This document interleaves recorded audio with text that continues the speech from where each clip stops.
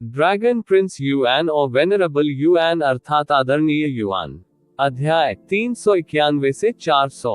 नमस्कार, आप कहानी में खो जाएं उससे पहले चैनल को सब्सक्राइब करें और नोटिफिकेशन ऑन करें। धन्यवाद।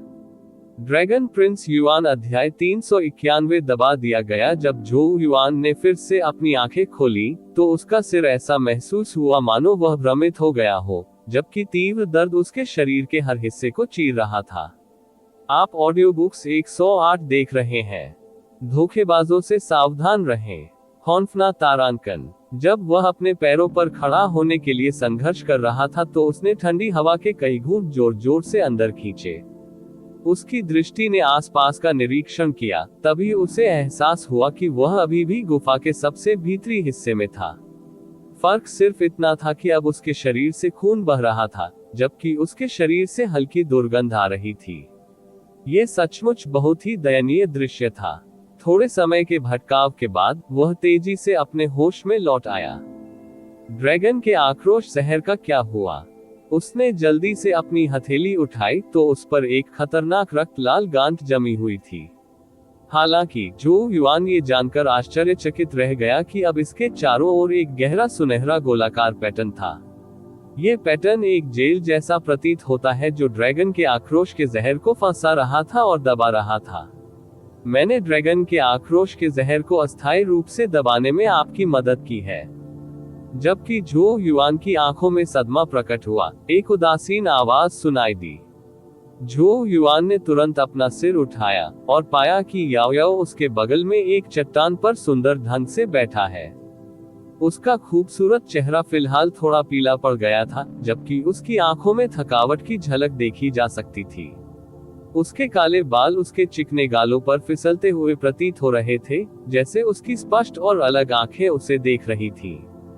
हालांकि याओ याओ ने साधारण कपड़े पहने हुए थे जिन पर खून के निशान लगे हुए थे, लेकिन उसकी सुंदरता को छिपाने का कोई रास्ता नहीं था। वह एक खाली घाटी में एक एकल ऑर्किड की तरह थी जिसके पास जाने की किसी को हिम्मत नहीं थी।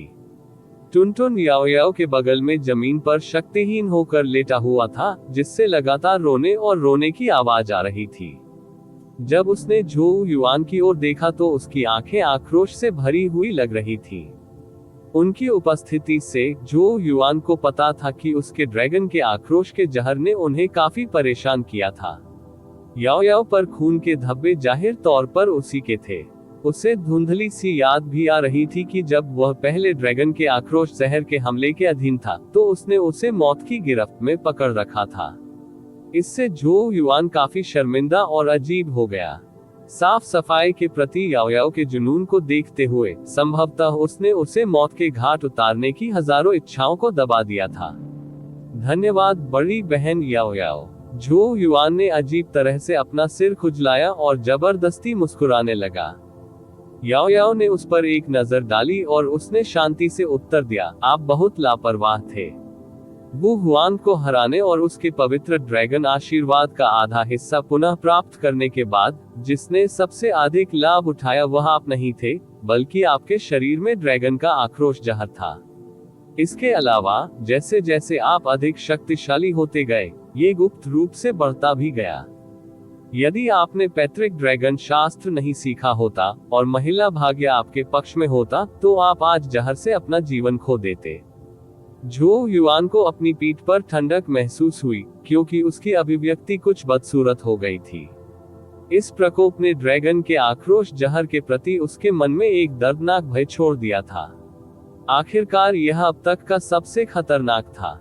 जबकि वह मजबूत हो रहा था, ड्रैगन का आक्रोश जहर भी पहले जैसा नहीं था। मैंने जो सील लगाई है उसे केवल अस्थायी रूप से दबाया जा सकता है। जो युआन की मुट्ठी कड़ी हो गई और उसने पूछा, क्या वास्तव में मेरे लिए ड्रैगन के आक्रोश के जहर को पूरी तरह से वश में करने का कोई रास्ता नहीं है? याओ याओ ने उत्तर दिया, यदि आप पैतृक ड्रैगन शास्त्र के तीसरे स्तर तक पहुंचते हैं और गैलेक्सी सीक्रेट ड्रैगन क्यूई में महारत हासिल करते हैं तो आप जहर को पूरी तरह से वश में करने में सक्षम होंगे। जो युआन के होठों के कोने हिल गए। गैलेक्सी सीक्रेट ड्रैगन क्यूई पैतृक ड्रैगन शास्त्र का तीसरा स्तर था और ग्रेड 9 जेनेसिस क्यूई था। जो इस दुनिया में उच्चतम ग्रेड जेनेसिस क्यूई था। इसे हासिल करना आसान कैसे हो सकता है? याओ याओ ने धीरे से कहा, इसे पूरी तरह से वश में करने के बारे में सोचना आपके लिए अभी भी जल्दबाजी होगी। हालांकि आप कुछ समय के लिए इसे आंशिक रूप से दबाने के लिए अन्य साधनों का उपयोग कर सकते हैं, और यहाँ तक कि इसकी शक्तियों का उपयोग भी कर सकते हैं। झो युआन की आंखें चमक उठी। मैं एक अत्यंत शक्तिशाली जेनेसिस रून सीमा के बारे में जानता हूं, जिसे किसी के शरीर पर अंकित किया जा सकता है, जिसे ग्रेट ड्रैगन सबरिंग रून के रूप में जाना जाता है। भले ही यह ड्रैगन के आक्रोश के जहर को पूरी तरह से दबाने में असमर्थ है, लेकिन जहर के लिए इसे नुकसान पहुंचाना बहुत मुश्किल हो जाएगा। आपकी नींव। हालांकि इस जेनेसिस रून सीमा के लिए कई बहुमूल्य संसाधनों और प्रक्रिया की आवश्यकता होती है, जल्दबाजी नहीं की जा सकती। मैं इन सामग्रियों पर नजर रखूंगा। हालांकि झो युआन थोड़ा निराश था कि वह समस्या को तुरंत हल नहीं कर सका। उसने चुपचाप अपने दिल में गहरी राहत की सांस ली। इसके तुरंत बाद उन्होंने पूछा, इसकी शक्तियों का उपयोग करने से आपका क्या मतलब है? यदि वह जानबूझकर ड्रैगन की नाराजगी का जहर भड़काता है, तो वह इसका इस्तेमाल अपने दुश्मनों पर आक्रमण करने के लिए कर सकता है। कोई भी प्रतिद्वंद्वी जो चूक गया और संक्रमित हो गया, उसका अंत काफी दयनीय स्थिति में हुआ। हालांकि ये दोधारी तलवार थी। ड्रैगन का आक्रोश जहर बहुत अधिक था, और हर बार जब झो युआन इसका उपयोग करने की कोशिश करता था, तो जहर उसके शरीर पर भी आक्रमण कर देता था। वास्तव में आज ड्रैगन का आक्रोश जहर फूटने का कारण संभवतः झो युआन के साथ लड़ाई के दौरान उसके कार्य थे। याओ याओ ने झो युआन पर एक नजर डाली और उसके लाल होंठ थोड़े से खुले। ड्रैगन की नाराजगी के जहर को कम मत समझो। वू हुआंग से आपने जो पवित्र ड्रैगन आशीर्वाद वापस छीन लिया था, उसमें से अधिकांश ड्रैगन के आक्रोश जहर द्वारा निगल लिया गया था, और इसे सबसे बड़ा परोपकारी कहा जा सकता है। झो युआन ने दांत पीसते हुए सिर हिलाया। वू हुआंग को हराने के लिए उसे जितने कष्ट सहने पड़े, उसके बाद अंततः जिस चीज से सबसे अधिक लाभ हुआ, वो उसके शरीर में ड्रैगन का आक्रोश जहर था। क्या आपको पवित्र ड्रैगन ट्रांसफॉर्मेशन वू हुआंग याद है, जिसका इस्तेमाल आपने उसके खिलाफ लड़ाई के दौरान किया था? ये पवित्र ड्रैगन आशीर्वाद का उपयोग करने का एक तरीका है। झो युआन के चेहरे पर एक विचारशील भाव दिखाई दिया। उन्हें स्वाभाविक रूप से याद आया कि कैसे पवित्र ड्रैगन परिवर्तन को सक्रिय करने के बाद वू हुआंग की ताकत बढ़ गई थी। यदि यह सिल्वर शैडो के लिए नहीं होता, तो वह बाद वाले को हराने में सक्षम नहीं होता। ऑडियो बुक्स पर लाटेस्ट उपन्यास 108 कॉम। हालांकि वू हुआंग पवित्र ड्रैगन आशीर्वाद की शक्ति का 10वां हिस्सा भी उपयोग करने में विफल रहा। चूंकि इसका आधा हिस्सा आपके शरीर में ड्रैगन के आक्रोश जहर द्वारा छीन लिया गया है, यदि आप ड्रैगन के आक्रोश जहर को दबाने और उसे अपने अधीन करने में सक्षम हैं, आपको स्वाभाविक रूप से पता चल जाएगा कि जब ये दोनों ताकतें एक साथ खड़ी हो जाएंगी तो ये कितना शक्तिशाली होगा। इन शब्दों से झो युआन की आंखें थोड़ी चमक उठी, क्योंकि उसके दिल में उत्साह जाग उठा। याओ याओ के शब्दों को सुनने के बाद वह उस दिन का इंतजार करने लगा जब वह अंततः ड्रैगन के आक्रोश जहर को अपने वश में कर लेगा। हालांकि ये कुछ ऐसा था जिसमें जल्दबाजी नहीं की जा सकती थी। याओ याओ के शब्दों के आधार पर ग्रेट ड्रैगन सबडूइंग बाउंड्री को खींचना काफी चुनौतीपूर्ण काम होने वाला था, और उसे पहले कई दुर्लभ सामग्रियां भी जुटानी थी। सौभाग्य से याओ याओ इस बार ड्रैगन के आक्रोश के जहर को अस्थायी रूप से दबाने में कामयाब रही थी। इसलिए निकट भविष्य में उसे किसी बड़ी समस्या का सामना नहीं करना पड़ेगा। याओ याओ ने अपनी बात पूरी करने के बाद अपनी बाहें फैला दी और थककर अपनी पीठ को फैलाया, जिससे उसकी आकर्षक आकृतियां प्रदर्शित हुई। वह आलस्य से उठ खड़ी हुई और अपनी पोशाक पर लगे खून के धब्बों पर नजर डाली, जिससे तुरंत उसके चेहरे पर नापसंदगी के भाव उभर आए। बड़ी बहन याओ याओ, कृपया मुझे अपने कपड़े बाद में दे दो, मैं उन्हें तुम्हारे लिए धो दूंगा। झो युआन उसे खुश करने की कोशिश में मुस्कुराया।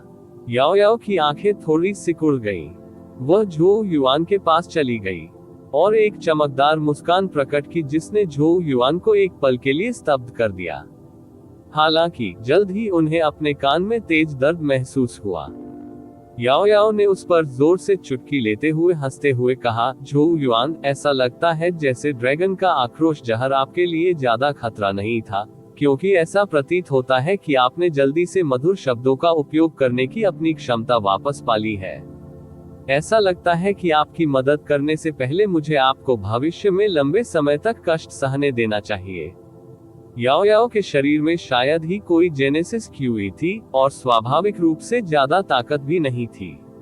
वास्तव में ये छोटा सा दर्द कुछ ऐसा था जिसे झोउ युआन पूरी तरह से नजरअंदाज कर सकता था। फिर भी उसने तुरंत दया की भीख मांगी। अपनी हताशा को व्यक्त करने के बाद याओ याओ ने मुंह फेर लिया और छोटे से घर की ओर जाने लगी। झोउ युआन याओ याओ की सुंदर आकृति को देखकर मुस्कुराया और ईमानदारी से कहा, बड़ी बहन याओ याओ, धन्यवाद। आपने फिर से मेरी जान बचाई है। याओ याओ के कदम एक पल के लिए रुके, जैसे उसके होंठ हिल रहे थे। जैसे जैसे वह आगे बढ़ती गई, उसकी उदासीन आवाज सुनाई दी, आपको खुद को साफ करना चाहिए। दूसरी बात यह है कि शेन वांजिन बाहर आपका इंतजार कर रहा है। ऐसा प्रतीत होता है कि उसे एक स्वर्ग कार्य के बारे में जानकारी है। ड्रैगन प्रिंस युआन अध्याय 392 दो कप्तान गुफा आवास के अंदर एक आंगन में झोउ युआन ने चाय का बर्तन उठाया और शेन वांजिन के लिए एक कप गर्म चाय डाली।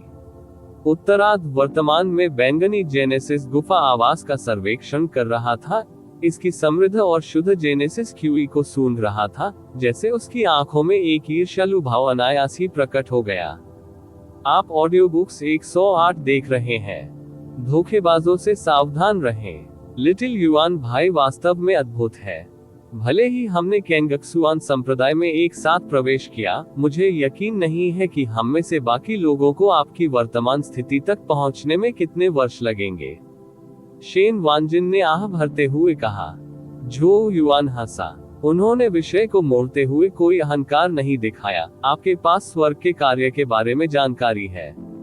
शिकायत करने से पहले शेन वांजिन ने गर्म चाय पी ली। छोटे युआन भाई, मैं आपके लिए एक स्वर्ग कार्य के बारे में जानने के लिए पिछले कुछ दिनों से इतना इधर उधर भाग रहा हूं कि मेरे पैर जमीन पर मुश्किल से ही टिक पाए हैं। झोउ युआन ने अपनी आंखें घुमाई और कहा, मुझे पता है कि आपने इसके लिए कड़ी मेहनत की है। एक बार मेरे पास समय होगा, मैं आपको उस छोटी स्वर्ग तकनीक पर कुछ संकेत दूंगा जिसका आप हाल ही में अभ्यास कर रहे हैं। जब शेन वांजिन ने ये सुना तो वह खुश हो गए और खुशी से जवाब दिया, उस मामले में मुझे पहले छोटे युआन भाई को धन्यवाद देना चाहिए। अपने लाभ हासिल करने के बाद शेन वांजिन ने अंततः इत्मीनान से कहा, छोटे युआन भाई, स्वर्ग का कार्य हमारे कैंगक्सुआन संप्रदाय में उच्चतम स्तर का कार्य है और इसे प्राप्त करना बेहद कठिन है। वास्तव में केवल कुछ मुट्ठी भर ही स्वर्ग के कार्य हैं हर साल दिया जाता है। आपको पता होना चाहिए कि कई शक्तिशाली शिष्य ऐसे अवसर का बेसब्री से इंतजार कर रहे हैं। मैंने कई लोगों पर गुप्त रूप से नजर रखने के लिए कहा है, यहाँ तक कि मिशन हॉल में काम करने वाले किसी व्यक्ति को रिश्वत भी दी है। इस तरह मुझे अंततः स्वर्ग कार्य के संबंध में नवीनतम जानकारी प्राप्त हुई। झोउ युआन की आंखें चमक उठी। मुझे विवरण बताओ। ऑडियो बुक 108 पर पहला नॉवेल्स चेक करें। शेन वांजिन ने जवाब दिया, अभी तक कार्य की आधिकारिक घोषणा नहीं की गई है और मैं अभी भी विशिष्टताओं के बारे में अंधेरे में हूँ। एकमात्र जानकारी जो मैं इकट्ठा करने में कामयाब रहा वह उन दो कप्तानों के बारे में है जो पहले ही तय हो चुके हैं। झोउ युआन ने उत्सुकता से पूछा, कौन? शेन वांजिन ने धीरे से कहा, कप्तान ली किंग चान है, जबकि उप कप्तान झाओ झू है। दो चुने गए। झोउ युआन की आंखें चौड़ी हो गईं। ये सोचना कि चुने गए लोग मिशन का नेतृत्व करेंगे, ऐसा लगता है कि स्वर्ग का कार्य वास्तव में असाधारण था।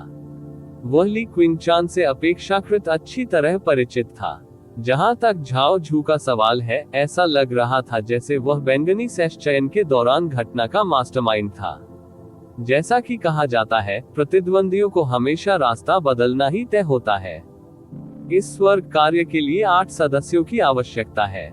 2 कप्तानों के अलावा केवल 6 स्थान शेष हैं।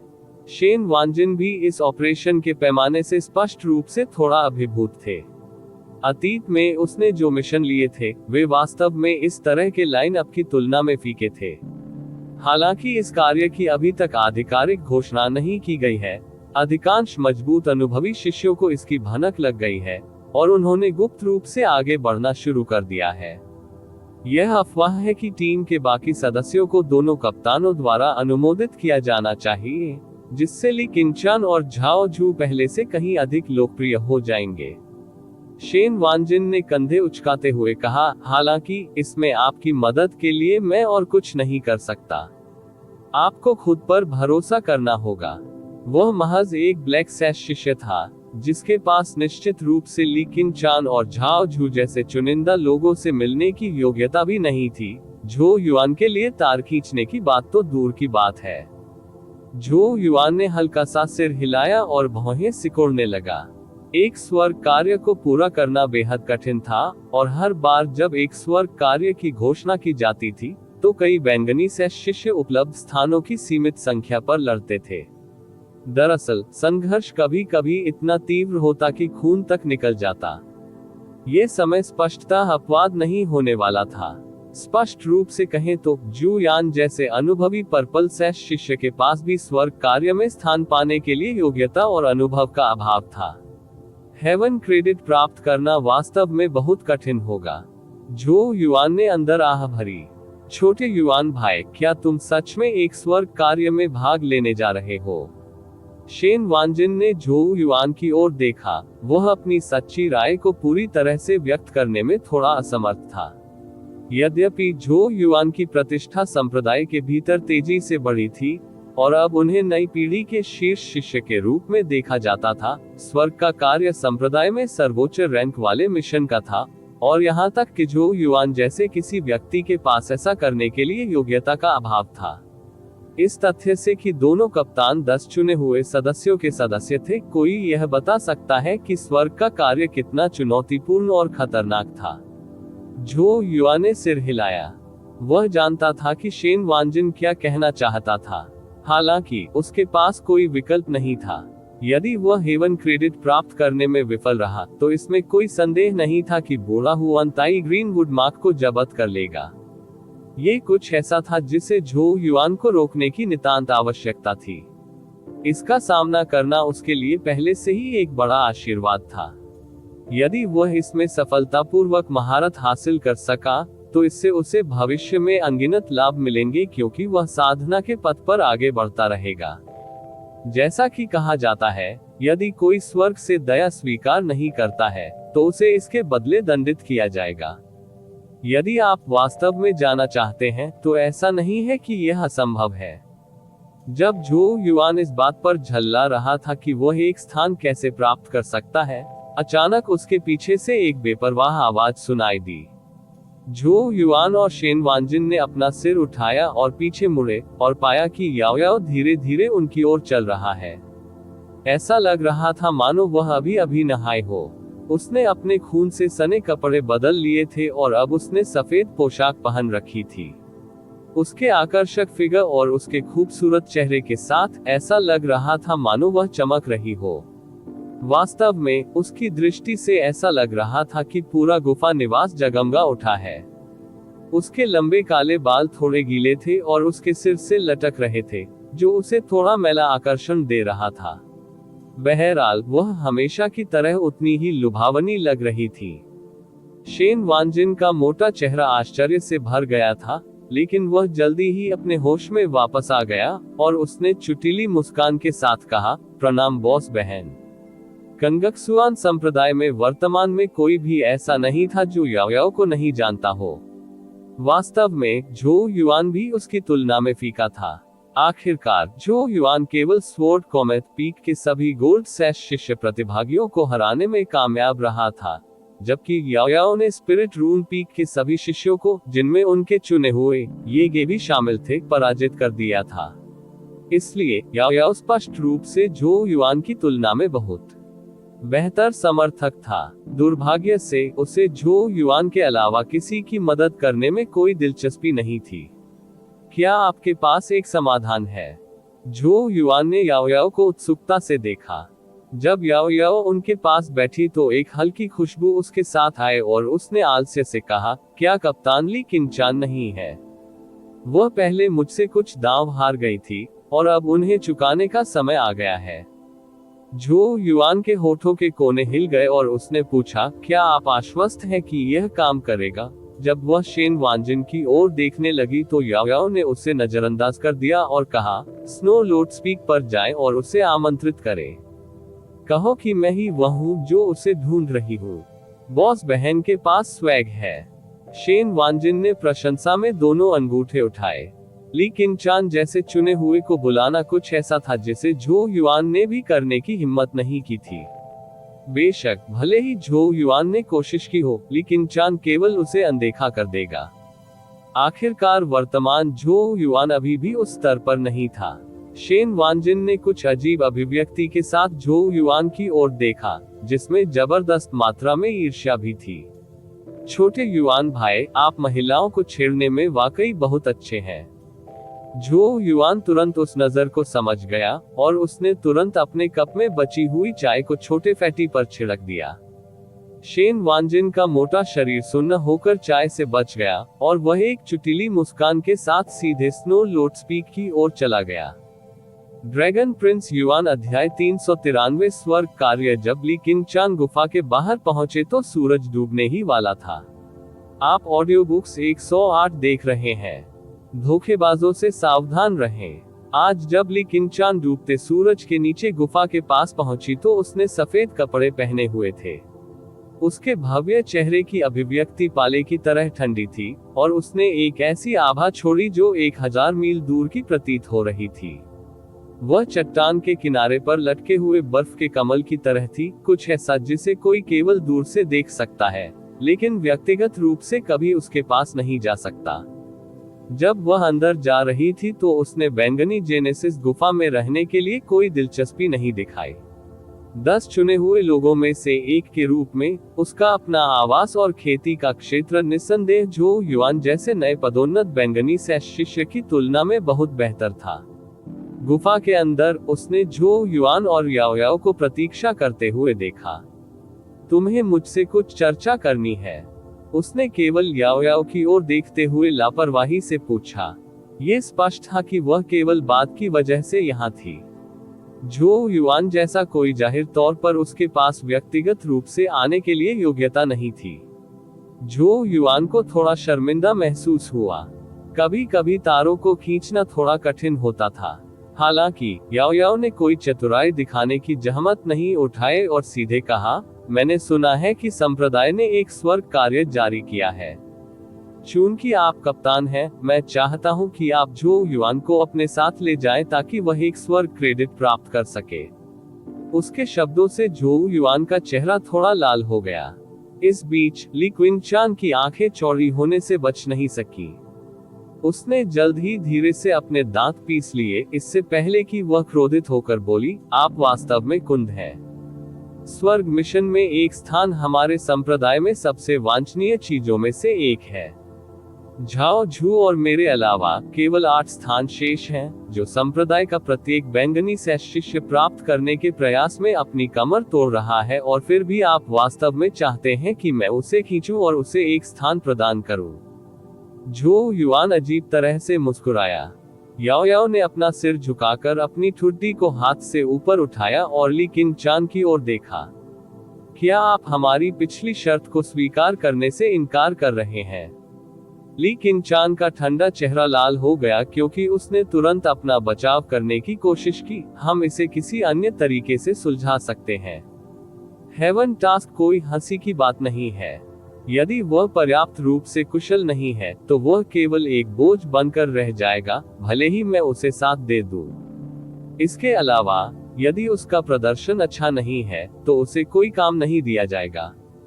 स्वर्ग श्रेय। ली किंचान ने झो युआन पर एक नजर डाली। इससे पहले कि वह आगे बढ़ती, मैं स्वीकार करूंगी कि उसने पिछले पर्पल सैश चयन परीक्षण में अच्छा प्रदर्शन किया था। हालांकि आपको पता होना चाहिए कि जू यान के पास भी आगामी स्वर्ग कार्य में भाग लेने के लिए योग्यता का अभाव है।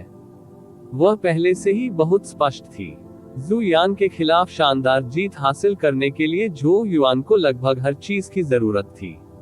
यदि जू यान के पास भी उचित योग्यताओं का अभाव था, तो झो युआन के पास संभवतः वे योग्यताएं कैसे हो सकती थी। सुनने के बाद याओ याओ ने खुद को दोहराने से पहले सिर हिलाया। तो क्या आप शर्त का सम्मान करने से इनकार करते हैं? टकराना। ली किंगचान 2 कदम आगे बढ़ी, जैसे ही उनके हाथ सामने पत्थर की मेज पर पड़े। उसका शांत और बर्फीला स्वभाव गायब हो गया था। उसकी उभरी हुई छाती धीरे से ऊपर उठ रही थी और उसने गुस्से से कहा, क्या तुम्हें कोई और शब्द नहीं पता? झो युआन ने चुपचाप बगल से गटक लिया। कंगक्सुआन संप्रदाय में सबसे प्रसिद्ध बर्फ रानी को इस हद तक क्रोधित करना वास्तव में याओ याओ की क्षमताओं का प्रमाण था। याओ याओ ने जवाब देने से पहले हाथ से एक जम्हाई को दबा दिया। झो युआन वह बेकार आभूषण नहीं है जैसा आप सोचते हैं, और यदि आप उसे साथ ले जाएंगे तो वह बोझ नहीं होगा। इसके अलावा आप इस कार्य के कप्तान हैं, इसलिए यह बिल्कुल सही है कि आप किसी को व्यक्तिगत रूप से चुनें। ली किंगचान ने शांत भाव से उत्तर दिया, मुझे नहीं पता कि वह उपयोगी होगा या नहीं। हालांकि शक्ल सूरत के मामले में मैं बस इतना कह सकता हूं कि वह केवल औसत दिखने वाला है, और हमारे कई शिष्य हैं संप्रदाय जो बहुत बेहतर दिखने वाले हैं। ये सुनकर झो युआन ने कमजोर होकर कहा, क्या आप लोग विषय पर बने रह सकते हैं और व्यक्तिगत हमलों को रोक सकते हैं? हालांकि किसी ने उस पर ध्यान नहीं दिया। 2 खूबसूरत सुंदरियां एक दूसरे को घूर रही थी, उसकी ओर एक नजर भी नहीं डाल रही थी। ली किंगचान बैठ गई और उसकी भौहें गहरी सिकुड़ गई। वह जानती थी कि अनुरोध करने के बाद याओ याओ इतनी आसानी से पीछे नहीं हटेगी। ली किंगचान काफी परेशान महसूस कर रही थी और उसने कहा, अगर मुझे पता होता कि ऐसा होने वाला है, तो मैं तुम्हारे साथ शर्त नहीं लगाती। उसकी अभिव्यक्ति में अनिश्चित रूप से उतार चढ़ाव आया। काफी देर बाद उसने असहाय होकर आह भरी और कहा, झो शियाओ, तुम्हें पता होना चाहिए कि सिर्फ स्वर्ग कार्य में भाग लेने से तुम्हें स्वर्ग का श्रेय नहीं मिलेगा। स्वर्ग क्रेडिट प्राप्त करने के लिए आपको अपने अन्य टीम साथियों के बहुमत से एक अनुकूल मूल्यांकन और अनुमोदन प्राप्त करना होगा। केवल तभी इसे सफल माना जाएगा। इसलिए भले ही मैं झो युआन को टैग करने दूं, यदि अन्य शिष्य उसके प्रदर्शन को अस्वीकार करने और बड़ों को रिपोर्ट करने पर उसे न केवल हेवन क्रेडिट से वंचित कर दिया जाएगा, बल्कि दंडित भी किया जाएगा। याओ याओ ने अपने यूनिवर्स बैग से शराब का एक जार निकाला और ली किंगचान के लिए एक कप डाला। अगर झो युआन कार्य के दौरान बुरा प्रदर्शन करता है, तो यह उसकी अपनी गलती होगी। भले ही झो युआन एक नव पदोन्नत पर्पल सैश शिष्य था, वह वेटरन पर्पल सैश शिष्यों की तुलना में बहुत कम अनुभवी था। हालांकि याओ याओ को लगा कि वे उससे ज्यादा बेहतर नहीं थे। इसलिए अगर झो युआन खराब प्रदर्शन करता है तो इसके लिए वह खुद ही दोषी होगा। ली किंगचान गिर गया, एक पल के लिए चुप। अंत में उसने सहमति का हल्का सा सिर हिलाया। ठीक है, मैं आपके मामले में उसकी मदद कर सकता हूँ। हालांकि मैं बस इतना ही कर सकता हूँ। यदि उसका प्रदर्शन कमजोर है और अन्य सदस्यों को परेशान करता है, तो मैं उसकी मदद नहीं कर पाऊंगा। सौदा। याओ याओ ने अपना कप उठाया। ली किंगचान ने भी अपना कप उठाया और उसे नीचे करने से पहले वाले को टोस्ट किया। झो युआन ने तुरंत कहा, वरिष्ठ बहन ली किंगचान को धन्यवाद। ली किंगचान ने उन्हें काफी ठंडी प्रतिक्रिया दी। हालांकि झो युआन ने बैंगनी सैश चयन के दौरान शानदार प्रदर्शन किया था, ली किंगचान को लगा कि वह अभी भी याओ याओ की तुलना में फीका है। ली किंगचान की नजर में झो युआन ज्यादातर याओ याओ से प्यार करता था। ऑडियो बुक्स पर नवीनतम अध्याय 108 कॉम इससे वह काफी असहज हो गई। अपने चरम गुरु के अलावा याओ याओ कंगक्सुआन संप्रदाय की एकमात्र महिला थी जिनका वह सम्मान करती थी। जब तक याओ याओ चाहती, वो संप्रदाय में एक चमकदार अस्तित्व बन सकती थी। हालांकि ऐसा लगता था कि वह झो युआन के साथ रहकर संतुष्ट थी और उसे किसी और चीज में कोई दिलचस्पी नहीं थी। इसने ली किंगचान को हैरान कर दिया। याओ याओ इतनी प्रतिभाशाली थी, तो वह झो युआन पर इतनी आसक्त क्यों थी? उसने झो युआन को हेवन क्रेडिट प्राप्त करने में मदद करने के लिए किंचान तक पहुंचने की पहल भी की थी।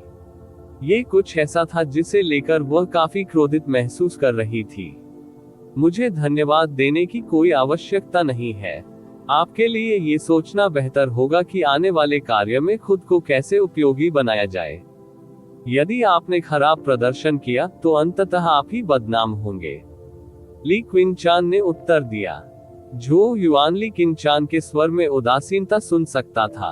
हालांकि वह इससे परेशान नहीं हुआ और उसने सिर हिलाया और कहा, वरिष्ठ बहन किंचान, क्या आप मुझे मिशन के बारे में और बता सकती हैं? ली किंचान एक पल के लिए चुप रही, फिर उन्होंने कहा, इसका नेतृत्व मैं और स्वॉर्ड कॉमेट पीक से झाओ झू करेंगे। मैं कप्तान हूँ, जबकि वो उप कप्तान है। वहाँ कुल 10 सदस्य होंगे। हम दोनों के अलावा बाकी विभिन्न शिखरों के कुलीन बैंगनी सैश शिष्यों से बने होंगे। जहाँ तक विवरण की बात है, हम शेंगझोउ महाद्वीप में ब्लैक फ्लेम प्रांत की ओर जाएंगे। एक ज्वालामुखी जो हजारों वर्षों से निष्क्रिय था, हाल ही में फट गया है, जिससे इसके भीतर सार ज्वाला के अस्तित्व का पता चला है। ऐसा माना जाता है एक सार ज्वाला शिरा।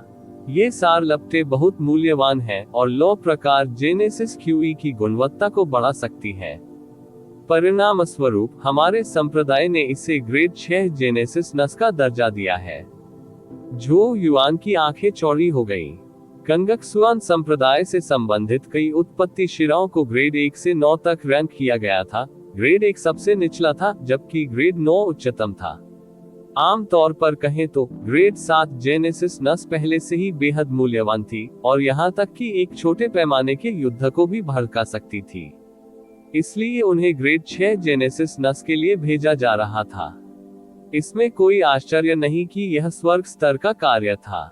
ये सार ज्वाला शिरा 6 पवित्र संप्रदायों में से किसी के अधिकार क्षेत्र में नहीं है, जिससे ये तय करना मुश्किल हो जाता है कि इस पर किसका नियंत्रण होना चाहिए। खबर फैलने के बाद मैंने सुना है कि secret palace, north sea dragon subring hall और 100 फ्लावर्स फेरी पैलेस इसके लिए प्रतिस्पर्धा करने में रुचि रखता है। इसके अलावा ब्लैक फ्लेम प्रांत में कुछ शक्तिशाली स्थानीय गुट भी चुनाव लड़ने के लिए उत्सुक हैं। हालांकि 6 पवित्र संप्रदायों की तरह शक्तिशाली नहीं है, लेकिन उन्हें स्थानीय शक्तियां होनी चाहिए, कम नहीं आंका जाना चाहिए। विभिन्न गुटों के उच्च अधिकारियों द्वारा चर्चा के दौर के बाद उन्होंने आखिरकार अपने शिष्यों को ब्लैक फ्लेम प्रांत में बातचीत करने के लिए भेजने का फैसला किया है कि सार फ्लेम नस को कैसे विभाजित किया जाएगा।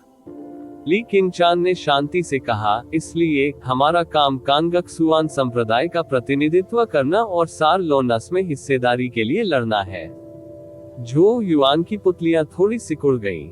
उन्होंने कभी नहीं सोचा था कि इस स्वर्ग कार्य में 3 अन्य पवित्र संप्रदाय, secret palace, north sea dragon subring hall और 100 फ्लावर्स फेरी पैलेस शामिल होंगे। ऐसा लगता है जैसे मिशन उनकी अपेक्षा से कहीं अधिक चुनौतीपूर्ण होने वाला था। ऐसे मूल्यवान रणनीतिक संसाधन पर निश्चित रूप से कई झगड़े होंगे। वास्तव में तथाकथित बातचीत में रक्तपात की कोई कमी नहीं होगी। एक स्वर्ग कार्य वास्तव में अपने नाम के अनुरूप रहा। ली किंचान ने झो युआन को गहराई से देखा, जैसे उसने कहा, ये कार्य बहुत महत्वपूर्ण है। यदि यह संभव है तो मुझे आशा है कि आप भाग नहीं लेंगे। उसे स्पष्ट रूप से विश्वास था कि झो युआन ही जा रहा था इस पैमाने के मिशन में बोझ बने। झो युआन स्वाभाविक रूप से जानती थी कि उसका क्या मतलब है। हालांकि वह केवल फूट फूट कर हंस सका, क्योंकि वह वास्तव में हेवन क्रेडिट के लिए बहुत बेताब था। झो युआन ने गंभीरता से घोषणा की, वरिष्ठ बहन किंचान, मेरा मानना है कि कम से कम मैं टीम के लिए बोझ नहीं बनूंगी। ली किंचान ने उसकी बातों पर थोड़ी नाराजगी व्यक्त की, स्पष्ट रूप से उन्हें दिल पर नहीं लिया और यह विश्वास किया कि वह केवल दिखावा कर रहा था। उसने अपना हाथ हिलाकर संकेत दिया कि कुछ और कहने की जरूरत नहीं है, इससे पहले कि वह खड़ी हो गई और गुफा से बाहर चली गई। हम 5 दिनों में ब्लैक फ्लेम प्रांत के लिए प्रस्थान करेंगे। यदि आप शामिल होने पर जोर देते हैं तो मुझे आशा है कि आप मुझे निराश नहीं करेंगे। जब हम लौटेंगे तो मैं सच्ची रिपोर्ट दूंगा और आप मुझे निराश करेंगे, फिर भी आप हेवन क्रेडिट प्राप्त करने में असमर्थ होंगे। ड्रैगन प्रिंस युआन अध्याय 394 विरोध। अगले कुछ दिनों तक झो युआन अपनी जेनेसिस क्यूई खेती को स्थिर करने के लिए गुफा में रहे, जो चौथी परत अल्फा ओरिजिन चरण में आगे बढ़ने के बाद तेजी से बढ़ी थी। जैसा कि ली किंचान ने कहा था, स्वर्ग का कार्य बहुत महत्वपूर्ण था और वह अपनी क्षमताओं को बढ़ाने के लिए अपनी शक्ति में सब कुछ करने का इरादा रखता था। आप ऑडियो बुक्स 108 देख रहे हैं। धोखेबाजों से सावधान रहें। इस अवधि के दौरान संप्रदाय द्वारा स्वर्ग कार्य को भी आधिकारिक तौर पर प्रचारित किया गया था। जैसा कि अपेक्षित था, इससे भारी हंगामा हुआ। कई शिष्य स्थान पाने के लिए उत्सुक हो गए। हर कोई जानता था कि एक स्वर्ग कार्य एक स्वर्ग क्रेडिट का प्रतिनिधित्व करता है, एक ऐसी वस्तु जो संप्रदाय में इतनी मूल्यवान है कि 10 चुने हुए लोग भी इसे अनदेखा नहीं कर सकते। इसलिए प्रत्येक स्वर्ग कार्य के परिणाम स्वरूप विभिन्न शिखरों के शीर्ष शिष्यों के बीच तीव्र लड़ाई होगी। हालांकि ये स्वर्ग कार्य खतरों से भरे हुए थे, कोई भी स्वर्ग क्रेडिट के आकर्षण का विरोध नहीं कर सका। इस बार भी अपवाद नहीं होने वाला था। जैसे ही ब्लैक फ्लेम प्रोविंस स्वर्ग कार्य की घोषणा की गई, बैंगनी सैश के सबसे अच्छे शिष्यों के बीच तेजी से धरती हिला देने वाली लड़ाई शुरू हो गई। आखिरकार कई बैंगनी सैश शिष्य थे, लेकिन इस स्वर्ग कार्य के लिए केवल 10 स्थान थे। इसके अलावा उनमें से 2 को पहले ही कप्तान ली किंचान और उप कप्तान झाओ झू ने ले लिया था। इसलिए केवल 8 स्थान बचे थे और कोई भी आसानी से कल्पना कर सकता है कि इन स्थानों के लिए लड़ाई कितनी पागलपन भरी होगी। जबकि अन्य बैंगनी सैश शिष्य आपस में जमकर प्रतिस्पर्धा कर रहे थे, झो युआन ने पहले ही याओ की बदौलत एक स्थान सुरक्षित कर लिया था। इस प्रकार वह अपने गुफा आवास में रह सकता था और अपने प्रशिक्षण पर ध्यान केंद्रित कर सकता था। इस प्रकार 5 दिन शीघ्र ही बीत गए। गुफा आवास के अंदर झो युआन एक चट्टान के किनारे एक चट्टान के ऊपर बैठा था, जबकि हरी लकड़ी के कई टुकड़े उसके सामने मंडरा रहे थे। ये हरी लकड़ी के टुकड़े अलग अलग आकार और आकार के थे और उनमें केवल एक चीज समान थी, वह थी उनके शरीर पर बचे समय के अवशेष। वे सभी स्पष्ट रूप से प्राचीन लकड़ी के टुकड़े थे जो येमू क्यूई से भरे हुए थे। झो युआन ने ग्लिटरिंग ज्वेल्स पवेलियन से इन सदियों पुराने लकड़ी के टुकड़ों को खरीदने के लिए बड़ी रकम खर्च की थी। उनका लक्ष्य ताई ग्रीन वुड मार्क का अभ्यास करना था। पहला कदम मेरे शरीर के अंदर एक ताई मार्क बनाना है। केवल इस निशान को बनाने के बाद मैं इन प्राचीन लकड़ी से येमू क्यूई को अपने शरीर में डाल पाऊंगा। झो युआन ने मन ही मन बुदबुदाया। अपने शरीर पर ताई चिन्ह बनाने के लिए उसे ऐसी प्राचीन लकड़ी से बने येमू क्यूई की भी आवश्यकता थी। झो युआन ने गहरी सांस ली और धीरे से अपनी आंखें बंद कर ली। फिर उसने अपनी उंगलियों को आपस में जोड़ लिया। जैसे ही उसने प्राचीन लकड़ी के टुकड़ों को अपनी जेनेसिस क्यूई से कोटिंग करना शुरू किया, झो युआन की नाक के माध्यम से उसके शरीर में बहने से पहले हरी क्यूई की किरणें जल्द ही प्राचीन लकड़ी के टुकड़ों से बाहर निकल गईं। झो युआन की आत्मा ने तुरंत हरी क्यूई पर नियंत्रण कर लिया, जो जीवन ऊर्जा से भरी हुई थी। उसने सावधानी से इसमें हेरफेर किया, इसे अपने शरीर में मिलाया, धीरे धीरे लेकिन लगातार हल्के, छोटे और जटिल निशान छोड़े। ताई मार्क बनाना एक बेहद जटिल प्रक्रिया थी। निशान को झो युआन के लगभग पूरे शरीर को ढकना था और उसके मांस में समा जाना था। इसके अलावा थोड़ी सी भी त्रुटि के परिणामस्वरूप तत्काल विफलता होगी। इस प्रकार ताई ग्रीन वुड मार्क में महारत हासिल करने का पहला कदम पहले से ही कोई मामूली उपलब्धि नहीं थी। झो युआन पूरी तरह से अपने प्रशिक्षण में डूबा हुआ था। 4 घंटे तेजी से बीत गए, इससे पहले कि उसने धीरे धीरे अपनी आंखें खोली।